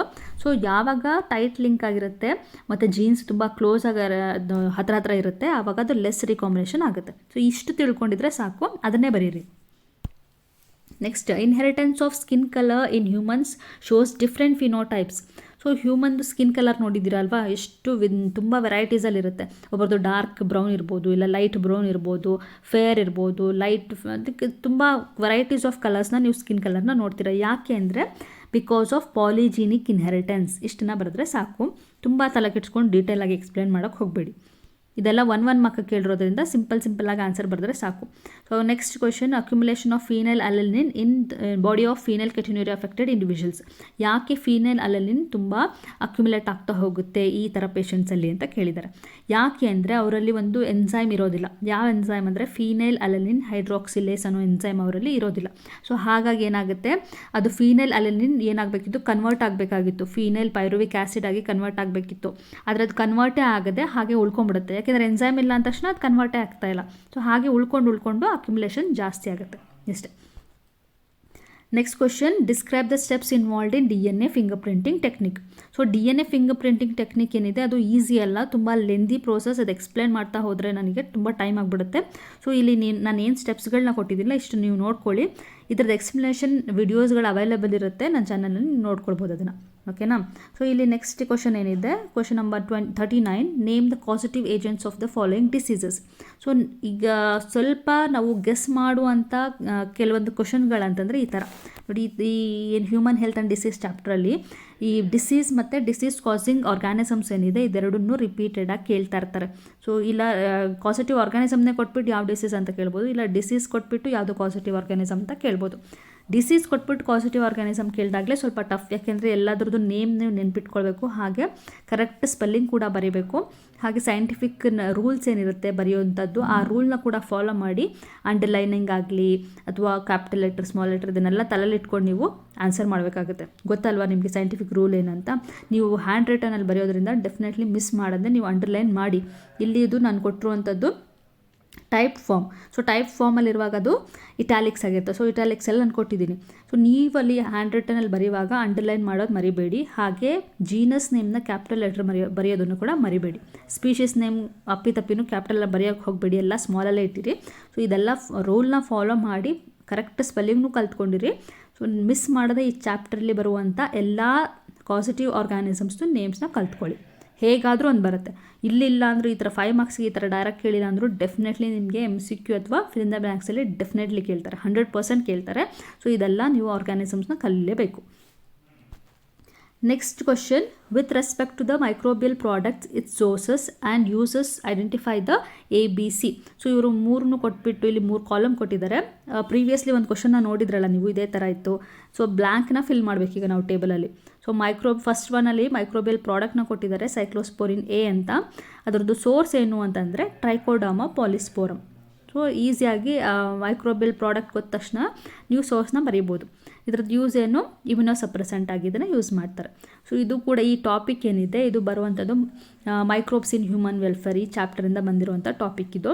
ಇದರಲ್ಲಿ ಎಲ್ಲ ಟಾಪಿಕ್ಗಳು ಸ್ವಲ್ಪ ಈಸಿನೇ ಇದೆ ಕಲಿಯೋದಕ್ಕೆ, ಕಷ್ಟ ಏನೂ ಇಲ್ಲ. ಇದ್ರದ್ದು ಎಲ್ಲ ವಿಡಿಯೋಗಳನ್ನ ನಾನು ನನ್ನ ಚಾನಲಲ್ಲಿ ಹಾಕಿದ್ದೀನಿ, ಟಾಪಿಕ್ ವೈಸ್ ಹಾಕಿದ್ದೀನಿ. ಸೊ ಅದನ್ನು ನೀವು ನೋಡ್ಕೊಂಡಿದ್ರೆ ಯಾವುದೂ ಕಷ್ಟ ಅನಿಸಲ್ಲ. ನಾನು ಟಾಪಿಕ್ ವೈಸ್ ಹಾಕುವಾಗ ಇದನ್ನು ತುಂಬ ನಾನು ಸ್ಟ್ರೆಸ್ ಮಾಡಿ ಹೇಳಿದ್ದೆ. ಪ್ರತಿಯೊಂದು ಇಂಡಸ್ಟ್ರಿಯಲ್ ಪ್ರಾಡಕ್ಟ್ಸ್ ಏನಿದೆ ಎಲ್ಲ ಇಂಡಸ್ಟ್ರಿಯಲ್ ಪ್ರಾಡಕ್ಟ್ಸ್ನ ನೀವು ಕಲ್ತ್ಕೊಳ್ಳಿ ಅಂತ ಹೇಳಿದ್ದೆ. ಸೊ ಅದೆಲ್ಲ ಇಂಡಸ್ಟ್ರಿಯಲ್ ಪ್ರಾಡಕ್ಟ್ ಬೇಸ್ ಮೇಲೆ ನೋಡಿ ಇಲ್ಲಿ 5 ಮಾರ್ಕ್ಸ್ಗೆ ಕೇಳಿದ್ದಾರೆ. ನೆಕ್ಸ್ಟ್ ಏನಿದೆ B ನೋಡೋಣ. ಬಿಯಲ್ಲಿ ನಿಮಗೆ ಸೋರ್ಸ್ ಕೊಟ್ಟಿದ್ದಾರೆ. ಸೋರ್ಸ್ ಕೊಟ್ಬಿಟ್ಟು ಮೊನಾಸ್ಕಸ್ ಪರ್ಪ್ಯೂರಸ್ ಅಂತ ಕೊಟ್ಟಿದ್ದಾರೆ. ಅದರದ್ದು ಯಾವುದ್ರದ್ದು ಪ್ರಾಡಕ್ಟ್ ಬಯಾಲಜಿಕಲ್ ಪ್ರಾಡಕ್ಟ್ ಏನು ಅಂತಂದರೆ ಸ್ಟ್ಯಾಟಿನ್. ಓಕೆ, ಅದರದ್ದು ಮೊನಾಸ್ಕಸ್ ಪರ್ಪ್ಯೂರಿಯಸಿಂದ ನಾವು ಸ್ಟ್ಯಾಟಿನ್ನ ಒಬ್ಟೈನ್ ಮಾಡ್ತೀವಿ. ಅದನ್ನು ಯಾವುದಕ್ಕೆ ಯೂಸ್ ಮಾಡ್ತೀವಿ ಅಂದರೆ ಬ್ಲಡ್ ಕೊಲೆಸ್ಟ್ರಾಲ್ ಲೋವರಿಂಗ್ ಏಜೆಂಟ್ ಆಗಿ ಯೂಸ್ ಮಾಡ್ತೀವಿ. ನೆಕ್ಸ್ಟ್ ಸ್ಟೆಪ್ಟೋಕೈನಸ್ ಪ್ರಾಡಕ್ಟ್ ಇದೆ, ಅದನ್ನು ಯಾವುದರಿಂದ ತೊಗೊಳ್ತಿದ್ದಾರೆ, ಸ್ಟೆಪ್ಟೋಕಾಕಸ್ ಮೈಕ್ರೋ ಆರ್ಗಾನಿಸಮ್ ಇದೆ ಅದರಿಂದ ತೊಗೊಂಡಿದ್ದಾರೆ. ಅದರದ್ದು ಯೂಸ್ ಏನು ಅಂದರೆ ಬ್ಲಡ್ ಕ್ಲಾಟ್ ಬಸ್ಟರ್ ಆಗಿ ಯೂಸ್ ಮಾಡ್ತಾರೆ. ಓಕೆ, ಬ್ಲಡ್ ಕ್ಲಾಟ್ ಆಗುತ್ತಲ್ಲ ಅದನ್ನು ಕ್ಲಾಟ್ನ ರಿಮೂವ್ ಮಾಡೋದಕ್ಕೋಸ್ಕರ ಇದನ್ನು ಯೂಸ್ ಮಾಡ್ತಾರೆ. ನೆಕ್ಸ್ಟ್ ಕ್ವಶನ್ ನೋಡಿ, 40th ಕ್ವಶನಲ್ಲೇ A ಮತ್ತು B ಅಂತ 2 ಡಿವಿಷನ್ ಇದೆ. ಸೊ ಇಲ್ಲಿ ಡಿಫೈನ್ BOD ಮತ್ತು ಫ್ಲಾಕ್ನ ಕೇಳಿದ್ದಾರೆ. ಸೊ ಡೆಫಿನೇಷನ್ ಆಫ್ BOD ಫ್ಲಾಕ್ ಇದು ಕೂಡ ರಿಪೀಟೆಡ್ ಆಗಿ ಕೇಳುವಂಥ ಕ್ವಶನ್. ಇಲ್ಲ 2 ಮಾರ್ಕ್ಸಿಗೆ ಯೂಶಲಿ ಕೇಳ್ತಾ ಇದ್ರು, ಇಲ್ಲಿ 2 ಮಾರ್ಕ್ಸಿಗೆ ಕೇಳೋ ಬದಲು ಇಲ್ಲಿ 5 ಮಾರ್ಕ್ಸಿಗೆ ಕೇಳಿದ್ದಾರೆ. ಓಕೆ, 2 ಮಾರ್ಕ್ಗಾದರೂ ಬರ್ಬೋದು, 5 ಮಾರ್ಕ್ಗಾದರೂ ಬರ್ಬೋದು, 3 ಮಾರ್ಕ್ಸಿಗಾದರೂ ಬರ್ಬೋದು. ಈ ಡೆಫಿನೇಷನ್ ಏನಿದೆ BOD ಮತ್ತು ಫ್ಲಾಕ್ ಇದನ್ನು ಕಲ್ತ್ಕೊಳ್ಳಿ. Next mention the population interaction existing among the following. ಇದೊಂದು ಪ್ಯಾಟರ್ನ್, ಇದು ಕೂಡ ರಿಪೀಟೆಡ್ ಆಗಿ ಈ ಥರ ಪ್ಯಾಟರ್ನಲ್ಲಿ ಒಂದು ಕ್ವಶನ್ಸ್ನ ಪ್ರಿಪೇರ್ ಮಾಡ್ತಿದ್ದಾರೆ ಈಗ. ಸೊ ಏನಿದು ಅಂತಂದರೆ ಮುಂಚೆ ಆದರೆ ಡೈರೆಕ್ಟ್ ಕ್ವಶನ್ಸ್ಗಳಿತ್ತಲ್ವಾ, ಸೊ ಅದ್ರ ಬದಲು ಈಗ ಈ ಥರ ಅಪ್ಲಿಕೇಶನ್ ಲೆವೆಲ್ ಕ್ವಶನ್ಸ್ ಬಂದಾಗಿಂದ ಏನು ಮಾಡ್ತಿದ್ದಾರೆ, ಈ ಥರ ಎಲ್ಲ ಸ್ವಲ್ಪ ಟ್ವಿಸ್ಟ್ ಮಾಡಿ ಡಿಫ್ರೆಂಟ್ ವೇಯಲ್ಲಿ ಕೇಳ್ತಾ ಇದ್ದಾರೆ. ಸೊ ಇಲ್ಲಿ ಎಷ್ಟೊಂದು ರೀತಿಯ ಪಾಪ್ಯುಲೇಷನ್ ಇಂಟ್ರಾಕ್ಷನ್ದು ಎಕ್ಸಾಂಪಲ್ನ ಕೊಟ್ಬಿಟ್ಟು ಯಾವ ರೀತಿ ಇಂಟ್ರಾಕ್ಷನ್ ಇದು ಅಂತ ಕೇಳಿದ್ದಾರೆ. ಸೊ ಈ ಥರ ಎಕ್ಸಾಂಪಲ್ನ ಕೊಟ್ಬಿಟ್ಟು ನೀವು ಯಾವುದು ಅಂತ ಐಡೆಂಟಿಫೈ ಮಾಡಿ ಅಂತ ಮೋಸ್ಟ್ ಆಫ್ ದ ಪೇಪರಲ್ಲಿ ನಾನು ನೋಡಿದ್ದೀನಿ. ಸೊ ಹಾಗಾಗಿ ಈ ಚಾಪ್ಟ್ರಲ್ಲಿ ಬರುವಂಥ ಆರ್ಗ್ಯಾನಿಸಮ್ಸ್ ಆ್ಯಂಡ್ ಪಾಪ್ಯುಲೇಷನಲ್ಲಿ ಬರುವಂಥ ಎಲ್ಲ ಇಂಟ್ರಾಕ್ಷನ್ಗಳದ್ದು ಎಕ್ಸಾಂಪಲ್ಗಳು ನೀವು ಕಲ್ತ್ಕೊಳ್ಬೇಕು. ಪ್ರತಿಯೊಂದು ಎಕ್ಸಾಂಪಲ್ನೂ ಕಲ್ತೀರಿ, ಯಾಕೆಂತಂದರೆ ಅಲ್ಲಿ ಒಂದೇ ಎಕ್ಸಾಂಪಲ್ ಕೊಟ್ಟಿಲ್ಲ, ಸುಮಾರು ಎಕ್ಸಾಂಪಲ್ಗಳನ್ನ ಕೊಟ್ಟಿದ್ದಾರೆ. ಸೊ ಅದರಲ್ಲಿ ಯಾವ ಎಕ್ಸಾಂಪಲ್ನಾದರೂ ಅವ್ರು ಪಿಕ್ ಮಾಡ್ಕೊಂಡು ಕೇಳ್ಬೋದು. ಓಕೆ, ಸೊ ಹಾಗಾಗಿ ಎಲ್ಲ ಎಕ್ಸಾಂಪಲ್ಗಳನ್ನು ನೀವು ಕಲ್ತಿದ್ರೆ ಈಸಿಯಾಗಿ ಆನ್ಸರ್ ಮಾಡ್ಬೋದು. ಮತ್ತು ಕಾನ್ಸೆಪ್ಟ್ಗಳು ಕೂಡ ತುಂಬ ಈಸಿ ಇದೆ. ನೀವು ಆರಾಮಾಗಿ ನೀವು ಏನೂ ಕಷ್ಟ ಇಲ್ಲದೇ ನೀವು ಕಾನ್ಸೆಪ್ಟನ್ನ ಅರ್ಥ ಮಾಡ್ಕೊಳ್ಬೋದು, ಸ್ಟೋರಿ ಥರ ಅರ್ಥ ಮಾಡ್ಕೊಬೋದು. ಅಷ್ಟು ಈಸಿ ಇರೋವಂಥ ಒಂದು ಚಾಪ್ಟರ್ ಇದು. ಬಿಡೋದಕ್ಕೆ ಹೋಗ್ಬೇಡಿ ಚಾಪ್ಟರ್ನ. ಯೂಶಲಿ ಏನು ಮಾಡ್ತಾರೆ ಸ್ಟೂಡೆಂಟ್ಸ್ ಎಲ್ಲ ಲಾಸ್ಟ್ ಫ್ಯೂ ಚಾಪ್ಟರ್ಸ್ಗಳನ್ನ ನೆಗ್ಲೆಕ್ಟ್ ಮಾಡಿಬಿಡ್ತಾರೆ. ಹಾಗೆ ಮಾಡಬೇಡಿ, ಯಾಕೆಂದರೆ ಲಾಸ್ಟ್ 3 ಚಾಪ್ಟರ್ಸ್ ಏನಿದೆ ಅದು ತುಂಬಾ ಸಿಂಪಲ್ ಆಗಿದೆ, ಈಸಿಯಾಗಿ ಅರ್ಥ ಆಗುತ್ತೆ. 3 ಚಾಪ್ಟರ್ಗಳು ಆರಾಮಾಗಿ ಕಲಿಬೋದು ನೀವು, ಯಾವುದೂ ಬಿಡೋಕ್ಕೆ ಹೋಗಬೇಡಿ, ನೀಟಾಗಿ ಕಲ್ತ್ಕೊಳ್ಳಿ. Next coming to the last main of the question paper. ಇದರಲ್ಲಿ ಅಪ್ಲಿಕೇಶನ್ ಲೆವೆಲ್ ಕ್ವಶನ್ಸ್ನ ಇನ್ಕ್ಲೂಡ್ ಮಾಡಿದ್ದಾರೆ. ಸೊ ಇದರಲ್ಲಿ ಅದರ ಒಂದನ್ನು ನೀವು ಬರೀಬೇಕಾಗುತ್ತೆ. ಸೊ ಯೂಶಲಿ ಕೇಳುವಂಥದ್ದು ಹಾಟ್ಸ್ ಕ್ವಶನ್ಸ್ ಎಲ್ಲ ಇದರಲ್ಲೇ ಬರೋದು. ಸೊ ಹಾಟ್ಸ್ ಅಂದರೆ ಏನು, ಹೈ ಆರ್ಡರ್ ಥಿಂಕಿಂಗ್ ಸ್ಕಿಲ್ಸ್ ಇರೋವಂಥ ಕ್ವಶನ್ಸ್ಗಳಿದು. ಸೊ ಇಲ್ಲಿ ಏನು ಕೊಟ್ಟಿದ್ದಾರೆ, ಈ ಪಿಕ್ಚರ್ ಯಾವುದು ಗೊತ್ತಾಯ್ತಾ, ಎಂಬ್ರಿಯೋಸ್ಯಾಕ್ ಪಿಕ್ಚರ್ನ ಕೊಟ್ಬಿಟ್ಟು ಅದ್ರ ಬೇಸ್ ಮೇಲೆ ಕೆಲವೊಂದು ಕ್ವಶನ್ಸ್ನ ಕೇಳಿದ್ದಾರೆ. ಸೊ ಏನಿದು ಕ್ವಶನ್ ಅಂತ ನೋಡೋಣ ಕ್ವಿಕ್ಕಾಗಿ. With cells or nuclei of the embryo sac produces zygote and primary endosperm nucleus. Zygote ಅಲ್ಲಿ ಪ್ರೊಡ್ಯೂಸ್ ಆಗುತ್ತೆ ಅಂದರೆ ಎಕ್ಸೆಲ್ಲಿಂದ ಝೈಗೋಟ್ ಪ್ರೊಡ್ಯೂಸ್ ಆಗುತ್ತೆ. ಇಲ್ಲಿ ಝೈಗೋಟ್ನ ನಾವು ತೋರಿಸಿಲ್ಲ, but this is a egg cell. So ಈ ಎಕ್ಸೆಲ್ ಏನಿದೆ, ಈ ಎಕ್ಸೆಲ್ ಮೇಲ್ ಗ್ಯಾಮೆಟ್ ಜೊತೆ ಫ್ಯೂಸ್ ಆಗಿಬಿಟ್ಟು ಝೈಗೋಟ್ನ ಪ್ರೊಡ್ಯೂಸ್ ಮಾಡುತ್ತೆ. ಸೊ ಈ ಝೈಗೋಟ್ ಪ್ರೊಡ್ಯೂಸ್ ಆಗೋದು ಎಕ್ಸೆಲ್ಲಿಂದ.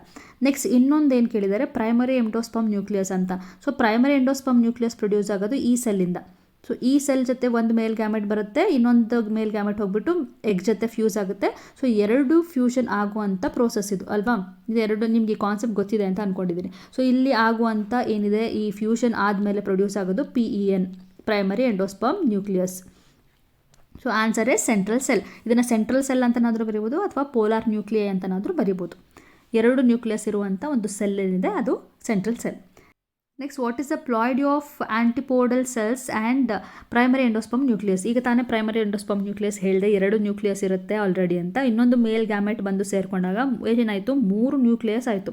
ಸೊ 3 ನ್ಯೂಕ್ಲಿಯಸ್ ಇದ್ದರೆ ಪ್ರೈಮರಿ ಎಂಡೋಸ್ಪರ್ಮ್ ನ್ಯೂಕ್ಲಿಯಸ್ದು ಪ್ಲಾಯ್ಡ್ ಏನಾಯಿತು, ಟ್ರಿಪ್ಲಾಯ್ಡ್ ಆಯಿತು. So answer triploid. Antipodal cell ಯಾವಾಗಲೂ ಹ್ಯಾಪ್ಲಾಯ್ಡ್ ಇರುತ್ತೆ. ಸೊ ಆಂಟಿಪೋಡಲ್ ಸೆಲ್ ಹ್ಯಾಪ್ಲಾಯ್ಡ್ ಅಂತ ಬರೀರಿ. Next question, why the endosperm development precedes embryo development.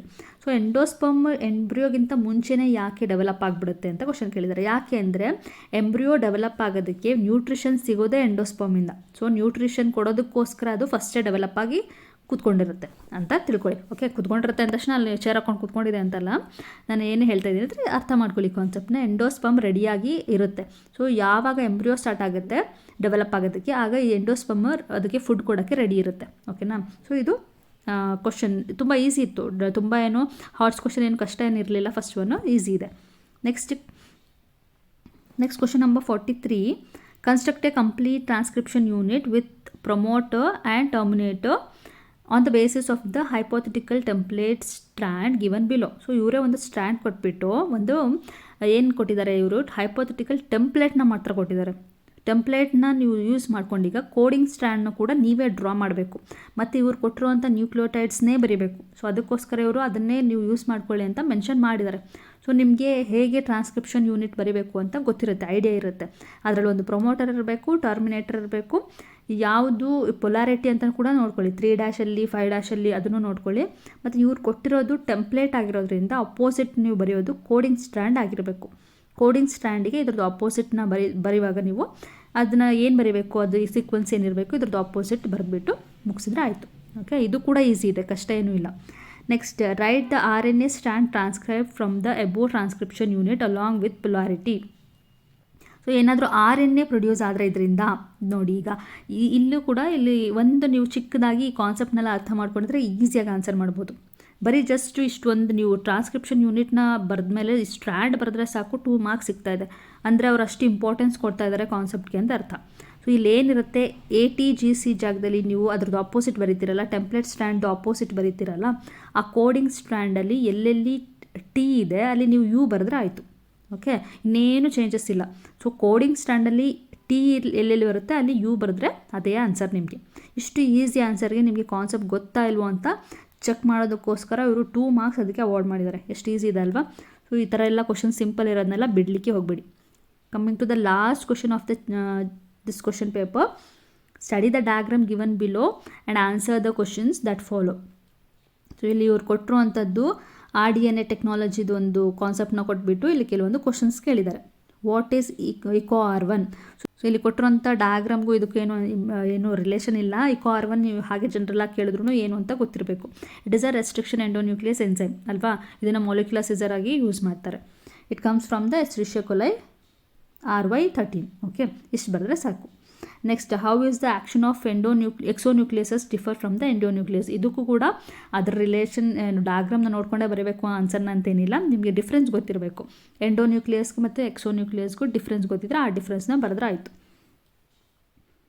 Next, how are sticky ends formed on the DNA strand, why are they so called. Sticky end ಹೇಗೆ form ಆಗುತ್ತೆ ಮತ್ತು ಅದನ್ನು sticky end ಅಂತ ಯಾಕೆ ಕರಿತೀವಿ ಅಂತ ಕೇಳಿರೋದು. ಸೊ ಇದು 3 ಕ್ವಶನ್ ನಾನು ಈಗ ನೋಡಿದ ಹಾಗೆ ಹಾರ್ಡ್ಸ್ ಕ್ವಶನ್ ಯಾವುದೂ ಕಷ್ಟನೇ ಇಲ್ಲ, ಎಲ್ಲ ಈಸಿಯಾಗೆ ಕೇಳಿದ್ದಾರೆ. ಓನ್ಲಿ ದ ಥಿಂಗ್ ಇಸ್ ನಿಮಗೆ ಆ ಕಾನ್ಸೆಪ್ಟ್ಗಳು ಅರ್ಥ ಆಗಿದ್ದರೆ ಅಷ್ಟೇ ಸಾಕು. ನೋಡಿ, ತುಂಬ ಏನು ನಿಮಗೆ ಹೈ ಲೆವೆಲ್ ಥಿಂಕಿಂಗ್ ಬೇಕು ಅಂದ ತಕ್ಷಣ ತುಂಬ ಕಾಂಪ್ಲಿಕೇಟೆಡ್ ಆಗಿ ಏನೂ ಕೇಳಿಲ್ಲ, ಅವರು ಈಸಿಯಾಗೆ ಕೇಳಿದ್ದಾರೆ. ಈ ಸ್ಟಿಕ್ಕಿ ಎಂಡ್ ಹೇಗೆ ಫಾರ್ಮ್ ಆಗುತ್ತೆ ಅಂತ ಬರೀರಿ, ಹಾಗೆಯೇ ಮತ್ತು ಅದರ ಸ್ಟಿಕ್ಕಿ ಎಂಡ್ ಅಂತ ಯಾಕೆ ಕರೀತಾರೆ ಅಂತ ಬರೆದ್ರೆ ಆಯಿತು. ಸೊ ಇದೆಲ್ಲ ಆನ್ಸರ್ಗಳನ್ನ ನಾನು ಇಲ್ಲಿ ಕೊಟ್ಟಿದ್ದೀನಿ. ಸೊ ಈ ಆನ್ಸರ್ ಎಲ್ಲ ನೀವು ನೋಡಿದಾಗ ನಿಮಗೆ ಈ ಪೇಪರ್ ನನಗೆ ಕಂಪ್ಯಾರಿಟಿವ್ಲಿ ಫಸ್ಟ್ ಪೇಪರ್ನ ಕಂಪೇರ್ ಮಾಡಿದ್ರೆ ಸೆಕೆಂಡ್ ಮಾಡೆಲ್ ಕ್ವಶನ್ ಪೇಪರ್ ಏನಿದೆ ಇದು ಈಸಿ ಅನಿಸ್ತಾ ಇದೆ. ಸೊ ಇದೆಲ್ಲ ಆನ್ಸರ್ಸ್ ನಾನೇನು ಇವತ್ತು ಡಿಸ್ಕಸ್ ಮಾಡಿದೆ ಇದು ನಿಮಗೆ ಹೆಲ್ಪ್ ಆಗಿದೆ ಅಂದ್ಕೊಳ್ತಾ ಇವತ್ತಿನ ವಿಡಿಯೋನ ಇಲ್ಲಿಗೆ ಎಂಡ್ ಮಾಡ್ತಾ ಇದ್ದೀನಿ. ಇದರಿಂದ ವಿಡಿಯೋ ತುಂಬ ಲೆಂದಿ ಆಗಿಬಿಡುತ್ತೆ. ನಿಮಗೆ ಯಾವುದೇ ರೀತಿ ಸಪೋರ್ಟ್ ಬೇಕಿದ್ರು ನನ್ನ ಕಡೆಯಿಂದ definitely you can comment in the comment section and let me know. ಓಕೆನಾ. So will meet in the next video. Until then take care, bye.